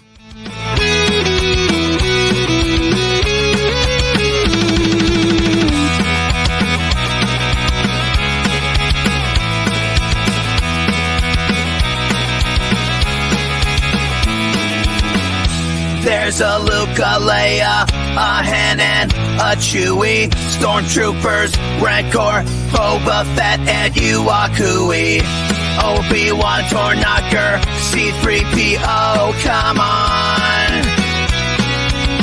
Do you even Star Wars, bro? Do you even Star Wars, bro? Do you even Star Wars, bro? Do you even Star Wars, bro? Do you even Star Wars, bro? Do you even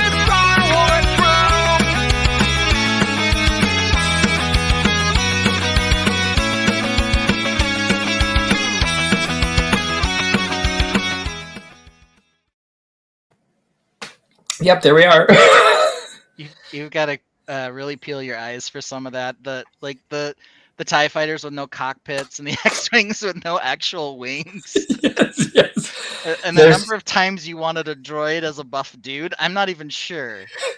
But so the problem was I wanted them all to be like broy, so they'd be like not come at me, bro. Yeah. Yeah, do you even lift, bro? But the way to like get the stance was like, come at me, bro. So that's what I was telling our artist I wanted the stance to be. So they kept making these like big guys. So I asked for skinny guys, which is how we got that awesome Chewbacca. However, when I kept asking for a guy in a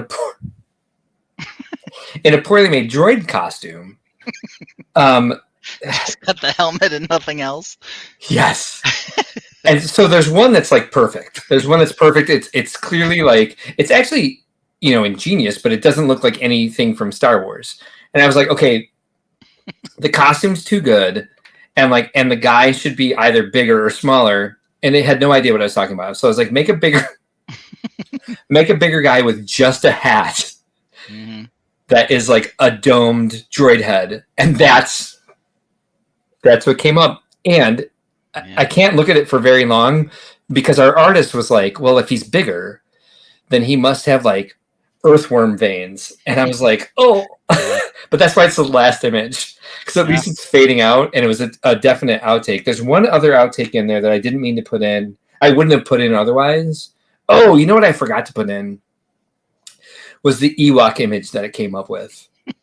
Because I asked it for space teddy bears. There you go. It's so good.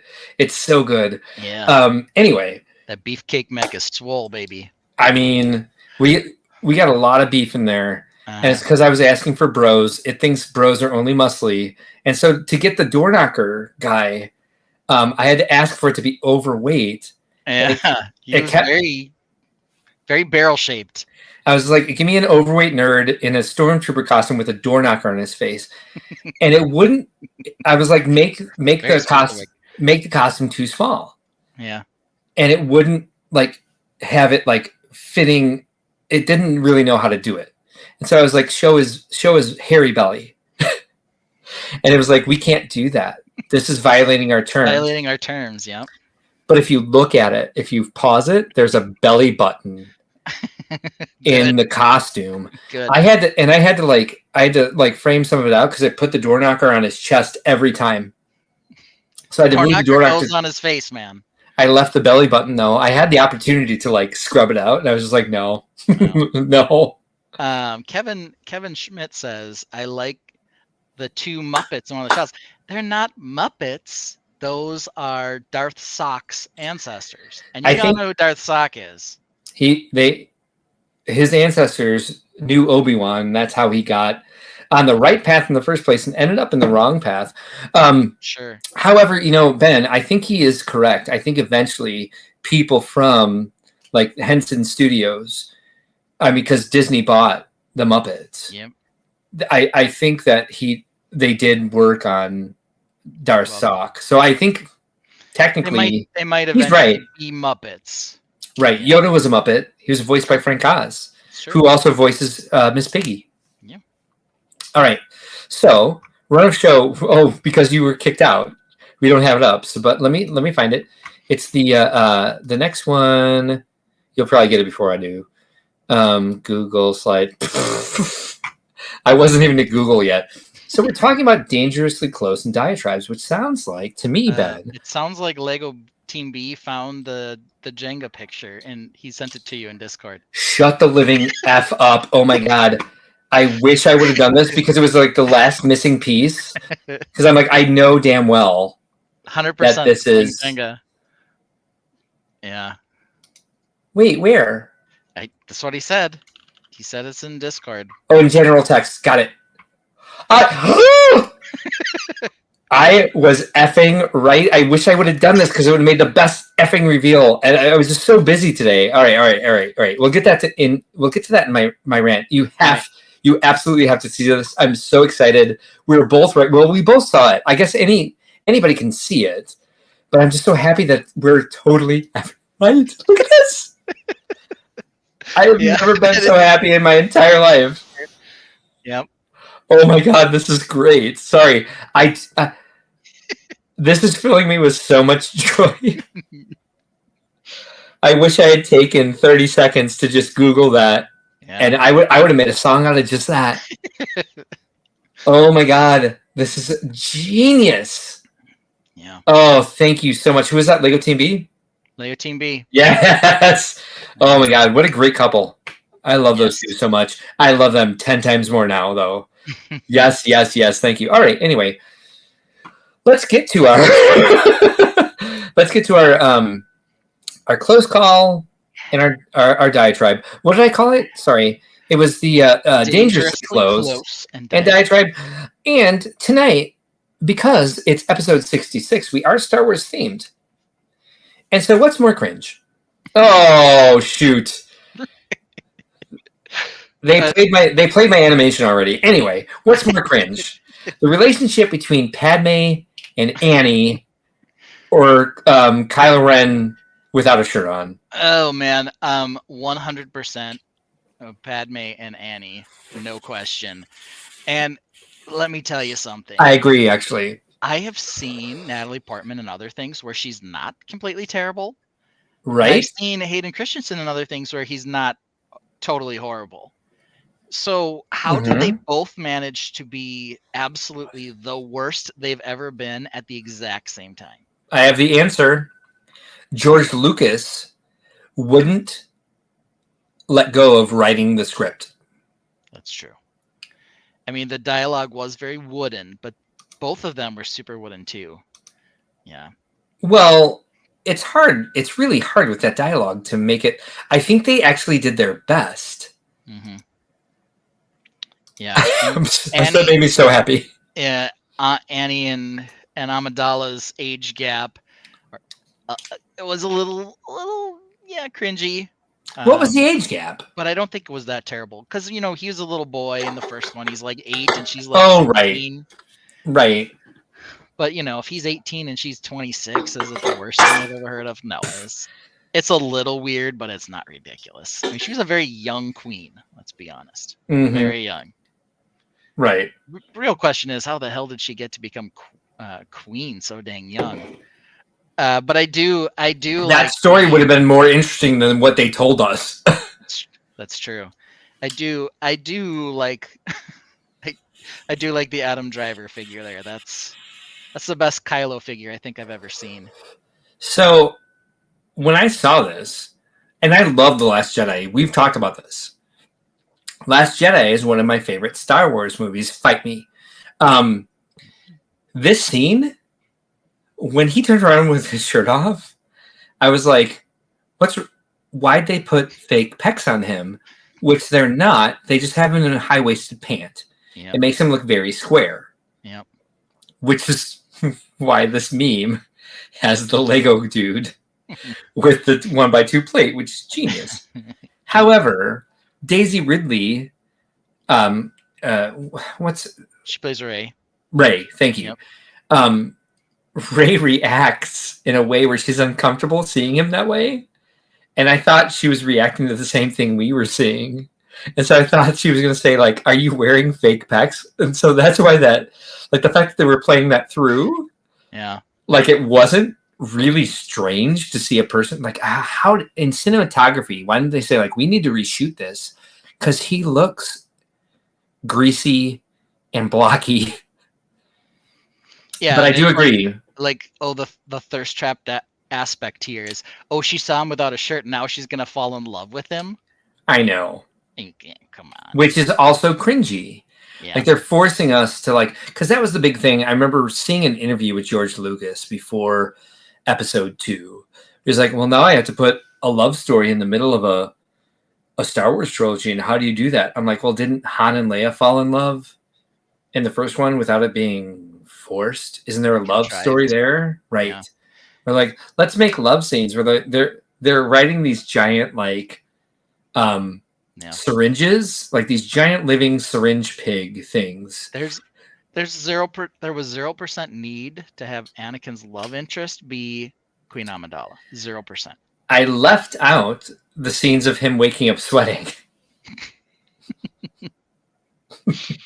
Well, there was lots of those too. So during episode 2, when he was having the nightmares about his mom, one of them happens right after this scene, and someone behind me in the theater made a genius comment that I won't repeat here. But you'll tell me later.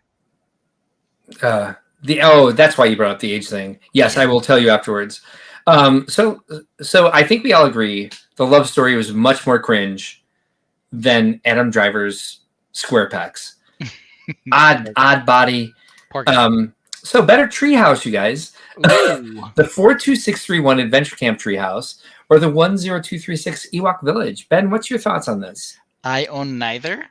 If I'm being honest, those Ewok trees don't really look like trees. If I'm being harsh, the Adventure Camp treehouse, I can kind of, I guess, forgive. There are some trees at least. Well, I mean, the house is built, so there's giant trees there with very few leaves. Yeah, there's a lot of stump. There's a lot of stump and not a lot of foliage. Mm-hmm. Well, I think they're dead because they've been carved out because people can walk directly through them. The Ewok village, I think, on the other hand, is like it's a fun adventure. It's an iconic part of the movie. It's the whale set for a lot of people, quite honestly. Unique molds. It was during that time where I was like, I've got to get these sets still. I was still like very into getting the new. I've said that twice now. I said that with the UCS ATST, which still had a yellow minifigure in it, or the AT-AT. And this was several years later. I lived in California at the time. But I definitely wanted this because there were like painted Ewoks and they had like the Leia figure with the long hair in it and whatever. But here, and I don't have V Mac Attack here to back me up, there are beavers in the Adventure Camp Treehouse. Ooh, that's important. Right? I think if I could get one of these two for free, it would be Ewok Village every time. Just for the minifig selection, period. I don't think either of them make great tree houses if we're just talking about the tree house aspect. Right. If it was just, hey, which one's got the more fun looking play set with a tree house, I'm going to go with Adventure Camp Treehouse. I am too, actually. Like the, as a tree house question, Ewok Village is an iconic set. As a tree house, like there's not much to do there except like play out the movie. Walk across the bridge. So that one's easy. Worst juniorized Star Wars set. Slave 1 or that MTT. And I know we're all going to go with the Slave 1, so this isn't very difficult. But look at that MTT, you guys. Look at that Slave 1, but it was only $20. Right. The MTT was like 80. Yeah. And in 1999 or 2000, that was a lot for a Star Wars set. Yeah, and this was back in the day when Lego was still like, oh, we can't make Lego-specific blasters. So yeah, so they still the megaphones. The megaphones. So real quick, I just want to bring this up. What about the actual treehouse Lego put out? Brick Dad, did you see that as an option? It wasn't. The question was between those two, which was the better treehouse? Jeez, Brick Dad. Of these two, I own the Slave 1 because I wanted the Boba Fett minifigure. I own them both. Turns out they did much better later on. So, I mean, it is they both suck. Yes. I would say there are certain aspects of the Slave 1 that suck more, but for $20, I can forgive it more than the MTT. At least it had the right. You know? And at least it had the it gave us a Boba Fett, which everyone was freaked out about. And Carbonite. Han printed in Carbonite. Yeah. Which, as you pointed out in your review, the actual mold was pretty fantastic. Oh yeah. But I think they still had that feature where if depending on where you turned it, the wings would go the same way. By the way, in the song, I asked for a Space Warrior with Kevlar armor, wearing a coffee can helmet, riding an iron, and I got exactly what I asked for. That was the one you put in there as Boba Fett. Yeah, he was pretty classic in there. Yeah. So I think that for juniorization, I would say, because George Lucas can't like make a Star Wars ship without it being based on something else. You can say whatever you want to, Brick Dad Build, so I'm just giving you shit. The Slave 1 here, the original one, looks more like an iron. Then that MTT looks like a raging elephant. Because that's what that was based off of. It's supposed to look like a stampeding elephant. I thought the Slave 1 was based on an lamppost. A lamppost. No, it was really? Yeah. All right. Well, I didn't do enough research. Apparently, I thought it was an iron. But he did base ships based on things he saw in the real world. So the Millennium Falcon was a cheeseburger with an olive sticking on the side. Yeah. Yes. Baboon butt. I don't know why you said that. Oh, so I told him he could say whatever he wanted to. There you go. I'd say the MTT looks more like a baboon butt than an I elephant. I agree, which is what I thought he was talking about, which would have made perfect sense, actually. So you literally can say anything you want to. All right, so fair enough. I think we're going with the MTT on this. All right, so best redesign, the Slave One. Slave One, 100%. 180%. Yeah. That MTT is not horrible, but it ain't the Slave One. No, and they, like you pointed out, they've made several versions of the Slave One. They've made 3 versions of the MTT. This may be the best one, but still not fantastic, really. It's still just super brown, you know. And they haven't done it for a while, you know. So we still have some of these like jagged edges on it. Like that Slave One is just epic. They made new molds for it. This is like one of the last sets that I would stare at in the catalog for a long time. Be like, what is that piece? What is that piece? And they made a lot of molds that have been used in other themes, in other sets, in other colors, and like really just kind of like broaden the horizon of like shapes that we can create. So these have all been softballs, sir. Oh wait, do you have more to say about this? Yeah, I mean, there's a lot of design in this that maybe could still go somewhere. Like the base is still kind of jarring in some fashion because of the way they have to try to make the rounded shape, which, you know, is the hardest thing to do in Lego. Yeah. But even with that, the rest of it, like the fact that the entire front end is at an angle when you build it, you know, it's just, there's a lot of design that went into it for sure. The second version of this, like the middle version of the MTT, is actually a little rounder, but I feel in this one they added like quite a lot more like play features, more characters, more mechanisms inside, more greebling. And so that's why I chose to put this one in instead of the second one. But I couldn't tell which one was the best. So it's kind of like very easily. Just not the first one. I mean, that's all you need to know. Not so much a close call, but these have, like I said, these have all been softballs. All right. I'm ready.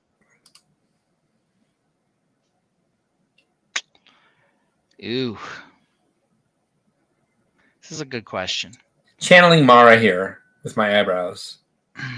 Yeah. Okay. So they made, I don't know that they made any changes that were necessary in the special edition. They added some extended scenes and some okay ads. At some points, even though the original trilogy made tons of advancements on special effects, there are still points where the computer animation and then practical effects like seem like they clash, you know. And cleaning up some of that stuff from like the original practical effects, like removing the boxes from the edges of the X-Wings and the TIE fighters, great. Clean that up digitally if you can. But like I remember seeing episode 6 in the theaters, and when they first get to Tatooine, when they first get to Mos Eisley, I was like, oh, cartoon. And now back to the original movie. Yeah, and there's, you know, it kind of is like you watched it to see what they added. And he won't stop. They added the Jabba in the one scene, and Han like walks behind the guy. The original concept for Jabba wasn't a slug, apparently. It was a man in a very furry coat. Viking coat. I don't know what this guy was doing. Hey, baby. But because of the way he walked around him, they made him have to step on Jabba's tail. And if you actually watch him doing it, like his whole body like lifts up, blah, blah, blah, blah. Like jarringly. You don't even have to watch it closely. It's very clear that like the body jumps up and like drops down. They'd probably do better, and we probably can't stop him from trying to do better on that because he keeps adding to them. And where he replaced David Prowse with Hayden Christensen in the final scene of Return of the Jedi. Eventually, it's crazy. Stop it. But there were some changes that he made that were pretty cool, worthwhile. And then there are other ones that were stupid, like the explosions on the Death Stars looked a lot better. The practical effects, like you said, with the X-Wings and the TIE fighters. There were a couple other things. There were some songs that were changed, like the original Ewok song at the end of Yes, Return of the Jedi was changed. Yes. The new one was much better and fit better, and they had no, it didn't. It did actually. It sounded like a choir, which fine. One thing I can say is like the Ewoks probably don't sing like a choir like that. And I love that original music that John Williams composed for like the end of it. Let's talk about this. I don't know why. First of all, I don't know why. Play both those songs later, and we'll talk about it. Close call next week. Yeah. Papa Rex, you're saying HJ. I hope you mean Holiday Joy because HJ means something. So even I know that one, and you don't even have to be in the community to know what that means. Thank you. You're welcome. You really don't need to be in the community to know most of them if you think about them for more than 2 seconds. Human Java. Human Java. HJ. Another acronym. It's not Holiday Joy. It's not Hand Job. It's Human Java. Hey, Mark said so no mystery anymore. Here we go. This is why I'm going to vote for the best edition is original edition. Han shot first. I have never been so angry in a movie theater in my entire life, or confused. I had a Han shot first T-shirt. I don't have it anymore, but I had Respect. Because Han did shoot first. Yes, he did. He was definitely being threatened by Greedo, but Han's not. He was a scoundrel and a scumbag who, through connection to the rebellion, changed his ways, made some better choices. But of course, he's going to shoot first. And that's what makes him a hero in the end, because he changes and sacrifices for himself instead of protecting himself first. Yep. And so that's the character arc. It's part of it. Apparently, Human Jabba is an ACOB thing. Okay. Maybe it's one of their goofy songs. It's not, as far as I know, but it needs to be one now. I will explain it. Well, he knows. He knows damn well what HJ means. Of course he does. So, Jim Marin is here. Careful, this is Purple Dave's pet peeve. Which one? And by the way... And 2, I don't fucking care. Same. I don't think Purple Dave's ever been in our chat. No. First of all, and I think he has a lot of pet peeves. Han did. Oh, that's the one? Yeah. No. Well, I hope Purple Dave is on our side. Because stupid Dave think that he didn't shoot first? Because there's like opinion and there's fact. And this is a definite fact. Han did shoot first. 100%. No matter what you see in this crappy special edition, that George Lucas can't stop himself MBing over, HJing over.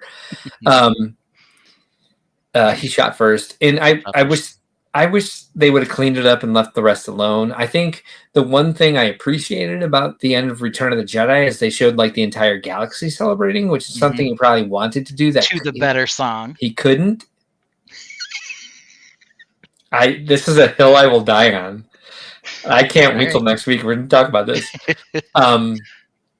But yeah, so sir, as long as we agree, we seem to all agree. Original edition has, exactly. I am too. Dave is no longer stupid. Sorry, Purple Dave is our Purple Dave is our hero. Yes, yeah, agree with him. And we don't need to be careful. We just need to make sure that he hears this to know that he has friends here. Yeah. They should never have changed it. So, do you have a diatribe, sir? I do. I do too. Yeah. Oh, look at Mark smiling. Because I remembered to get the music ready. Is that why? Yes. Well, I'm not sure we need music because this is Star Wars week. So, of course, my rant is going to be about Star Wars. Because why wouldn't it be? And the other thing to talk about is Order 66. Yeah. You made this episode 66. We talked about the fact that this was... I didn't make it that. It just is in like chronologically. Yeah. So you've got a thing. I do have a thing. Yeah. So here's the thing. No. No. I'm not ready. All right, hold on. Let me text Matt and let him know that we're going past 10. All right, hold on. You don't know that? We are. Okay. So here's the unfortunate thing about Order 66. A lot of Jedi were killed. Yes. Some famously survived, but like thousands were killed. It's so sad. Yeah. But we only kind of like, it's like when someone shoots at Donald Trump, you don't know the name of the guy who gets killed. You just know that they tried to shoot Donald Trump. And so I thought that maybe we could recognize some of the I'm ready. Mark's already got problems. Maybe we could recognize some of the lesser known Jedi. I'm so ready to honor the dead here. That passed away. Yeah, So, I wish I had a song ready to play underneath this, actually. so we know Master Yoda survived. Yes. But did you know this guy perished? I did not. What's this guy's name? What do you think it is? Who's that? That's Master Pagoda. Oh, of course. I'm sorry. What confused me was the fact that he was some sort of droid also. There have been other Jedi Masters in droid form. Yes, yes. Yeah. How about this guy, Kanan Jarrus? He survived. But in some sort of cartoon. Yeah, you know who didn't survive? I don't know. This guy. You have any idea what this guy's name is? All right, hold on. Jars of asparagus? Close. That's Kale Jarrus. Kale. Oh. Nobody remembers poor Kale Jarrus. I know. Moment of silence for Kale Jarrus. Anyway, next one. Surviving. Master Plo Koon was killed. Yes, he was. Ambushed while flying away by the clone troopers. Veggie Jarrus. Veggie Jarrus. That was. I like Veggie Jarrus a lot. Yeah. Do you recall this guy who did perish as well, but no one remembers his name?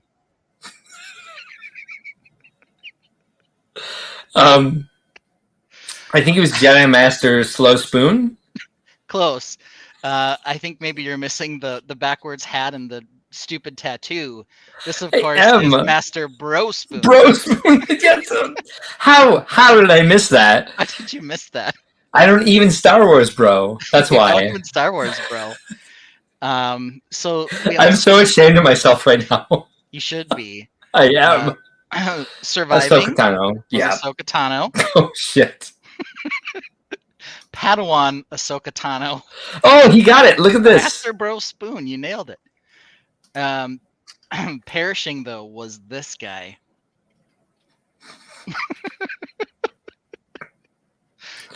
So Padawan Ahsoka Tano survived, but perishing was Padawan Jackass Bono. Close. It's Padawan U2's Bono. Oh, okay. You were very close. Mine's more rhymey, but okay. Yeah, okay.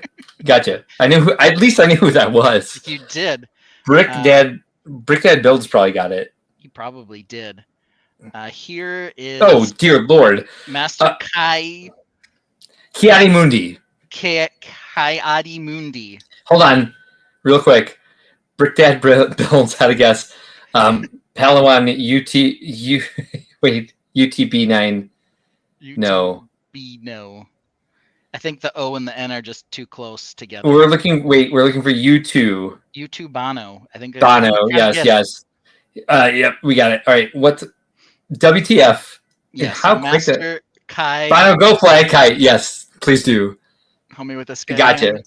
Kiadi Mundi. Kiadi Mundi. Who's this?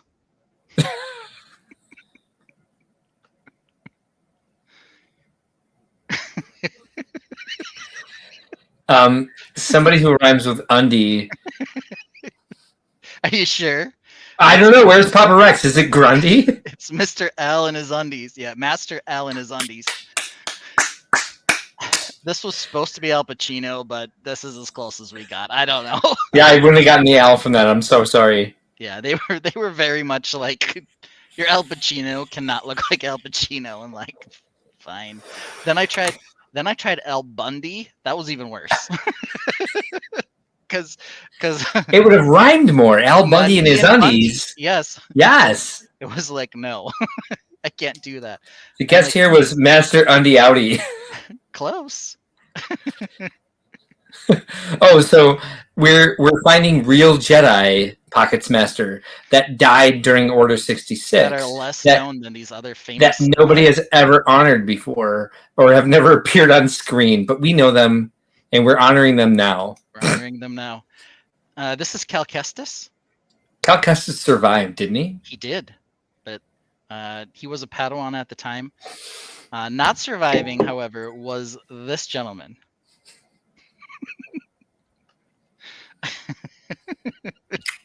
Why is everyone a vegetable? I don't know. I am at a loss. Okay.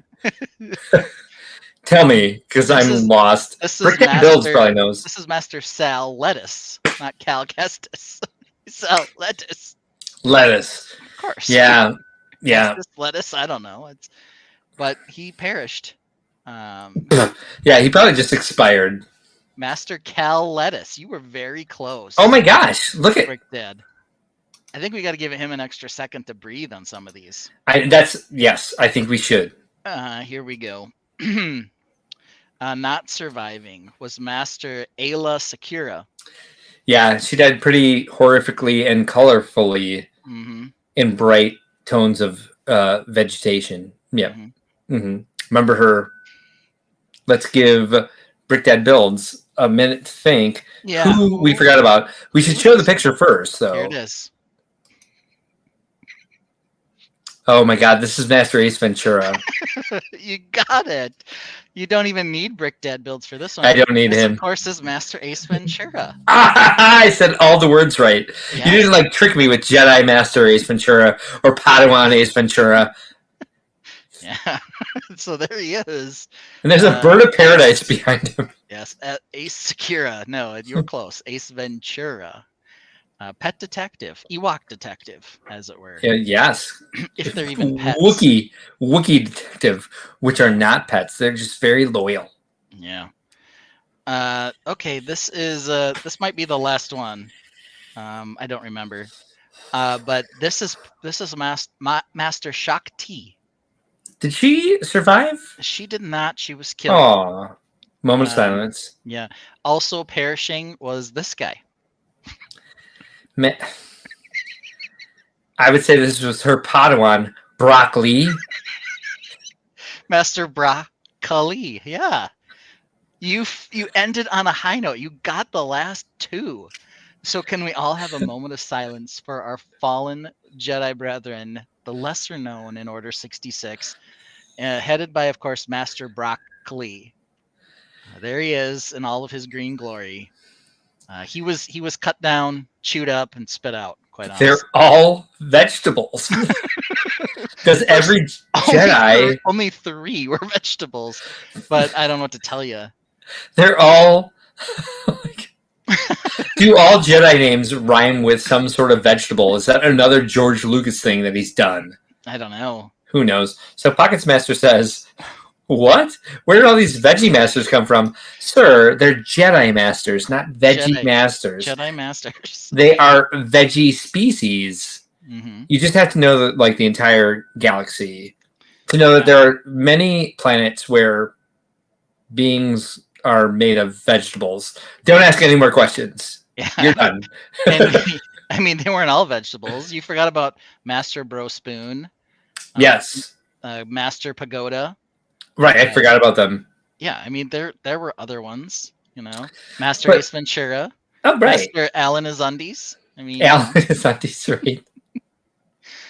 So who knows? So fun. Well, good Star Wars episode. He was great with Padawan cheddar dip. Yes, he was. I prefer something more spicy with vegetables, like a good Thai chili dip. I couldn't build any Lego, but I did waste an hour doing that instead. Time well spent. Do you have a rant? I do. My way? Okay. I do. Then I need to find a timer for us. You can just use your phone. I'll play the music. Okay. We won't put it up on the screen. No, we're gonna put it up on the screen. Okay, fine, fair enough. Because that's how we do this.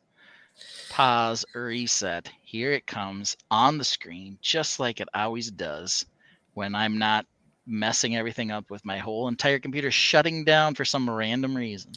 Like the power went out in the house? The whole power went out. I'm the only one in the freaking house, and it goes out. Okay, here we go. That's not random. That's very specific. It is. All right. Here we go. Okay. Listen up, adulting, if that is your real name. And I know our friend B Mac Attack attacked you last week and ranted about you, but you deserve it. You deserve it double, because my adulting this week was all suffering from other adults not doing their adulting. I had to take my car in for vehicle emissions testing, and so I did that. And I have a hybrid, and it failed somehow. And I had to take it to the mechanic, and the mechanic said, I read it with 3 different sensors, and it passes. And so take it back. And so I went back. And they were like, we still can't get a reading. And I was like, it's a hybrid. And they're like, oh, well, there's a different setting. Well, dear God, you could have turned a 6-7 hour task into a 1 hour task if you just gotten your head out of your ass. What about Fusion doesn't say hybrid to you, adults? Oh, man, that's stupid. Yeah, but we have our sticker, and by the way, I walk around that car now when I take the dogs to the dog park, or I go to the gym, or I go to the grocery store. Say hybrid in 6 places? Yes. First of all, it says it in at least 2. It also says Fusion, which is a hybrid car, and we have to take it in every year for emissions testing because the car is over 10 years old now. So I think these people who have been working at emissions testing stations should know by now that a Fusion is a hybrid. But I walk around that car, I look at the sticker, and I say, I did that. I accomplished that. It's a sticker on my license plate that says that my car registration has been renewed. Good but job. I'm so proud of it. I'm so proud of it. You should be. Burn in hell adulting. I did not have time for that shit this week. Yeah. At all. But if I can remind everybody about what's important in life, is that when you're sad and when you are, just kind of trying to spend some time with the people that you love, the best way to do so is to play General Grievous Jenga with your family. I have a question on Order 66 Day. Mm-hmm. Are they playing Jenga or are they playing Django Fett? Ooh. They should have a Django Fett head. Should they? He's the Jenga. He was dead by 2 episodes by then, so I'm not sure they should. No, he died in the 2nd episode. I think General Grievous was in the 2nd and 3rd. Maybe. Well, he was dead by 1 episode by the time Order 66 came around. Sure, Weren't they cut straight off? Both dead? No. So General Grievous died at the beginning of episode 3, which was a very cool scene, by the way. Mm-hmm. The one scene maybe I can say I enjoyed. And they blast his heart. Well, just when the Star Destroyer is crashing, that's fun. Or his whatever ship he's on is they're in orbit, but the gravity is affecting them somehow. That. He escaped from that. No, I don't care. I really don't care. He does get killed later, though. Do you even Star Wars, bro? Star Wars, bro? Yeah, you didn't even know Bro Spoon died during Order 66. That song makes me so happy. That song is funny. I'm going to have to take a look at. I feel like I'm going to need to play it myself because I can do that. And you have to freeze frame look it at all the pictures to find the pictures, and it doesn't, because I did the masking. You can't even see all of the genius of all the pictures. Maybe I'll have to do a deep dive on that next week. And we're going to take a look at that closing Return of the Jedi song because I don't know where you're coming from, bro. That's our showdown for next week, for sure. Yeah, maybe they're gonna make a new series from General Grievous's clones. Are they even dead? Maybe they're sitting. Maybe they're a snook, or a snook, or a what was the? Okay. Snoke. There we go. Snoke. Whatever. Are we really done with the stream? Because you just said something that is really getting me upset. What? Okay, General Grievous. He hunted Jedis. He killed them, collected their sabers. He's at the very end. He's just a heart and some eyes. Like he had body parts cut off and replaced them with robot parts. That is what I want motherfucking Anakin to be. Not this goddamn, I tried to jump over Obi-Wan. He chopped off my legs and I fell into a lava pit and all of my changes happened all at once crap. But Obi-Wan had the high ground. The high ground. Grievous is what Vader should have been in my mind. Yeah, that's what I thought it was until I took his head off in the head. They took his helmet off in Return of the Jedi. Cut his freaking legs off. They're just like, oh, it all happened at once. I'm like, I thought he like hunted Jedis for like 20 years and became all mangled as he like lost a hand here and a foot there. No, it turns out he just had everything happen in one battle with Obi-Wan. Where he was like crying and screaming like a 12-year-old prepubescent. Yeah, bonus rant. Yeah. I don't know if you came here for the bonus rant, but you got it. You sure did. Double bonus rant. Know your Jedi. The lesser known one. What is that? That is this truck that drives by every night. It has everything. The bass is so loud, it sets off car alarms. Because it's 2024. And people still have car alarms that get set off with vibration. What's a song we didn't listen to tonight to go out with an outro? We could do Larry Falls. We do that a lot, but yeah, we can do that. Yeah, it's a great one. I had one close call set up that I didn't have time to like pull through, but I have an advertisement that I'm making for Holiday Joy. I've asked our garage band to make a song about Holiday Joy, and they've made several creepy versions, so we have that to look forward to next week as well. Exciting. I know, we're God. I don't think though I would not describe any of those versions of the Holiday Joy song to be mistakes, because you've got to remember our hero Bob Ross says there are no mistakes, only happy accidents. Good night, everybody. Thank you for joining us. We appreciate your support. We appreciate all those likes, all the subscribes that we got tonight, and the fact that there were about as many people as we have in normal weeks when you guys were all on Labor Day holiday, and you guys joined us anyway. We appreciate you so much. To end tonight, we are going to play the annoying high school drama club. What is it? The show choir. Show choir musical Broadway version of our intro. Here, enjoy. Run while you can, because it's rather grating. Welcome, Tainted.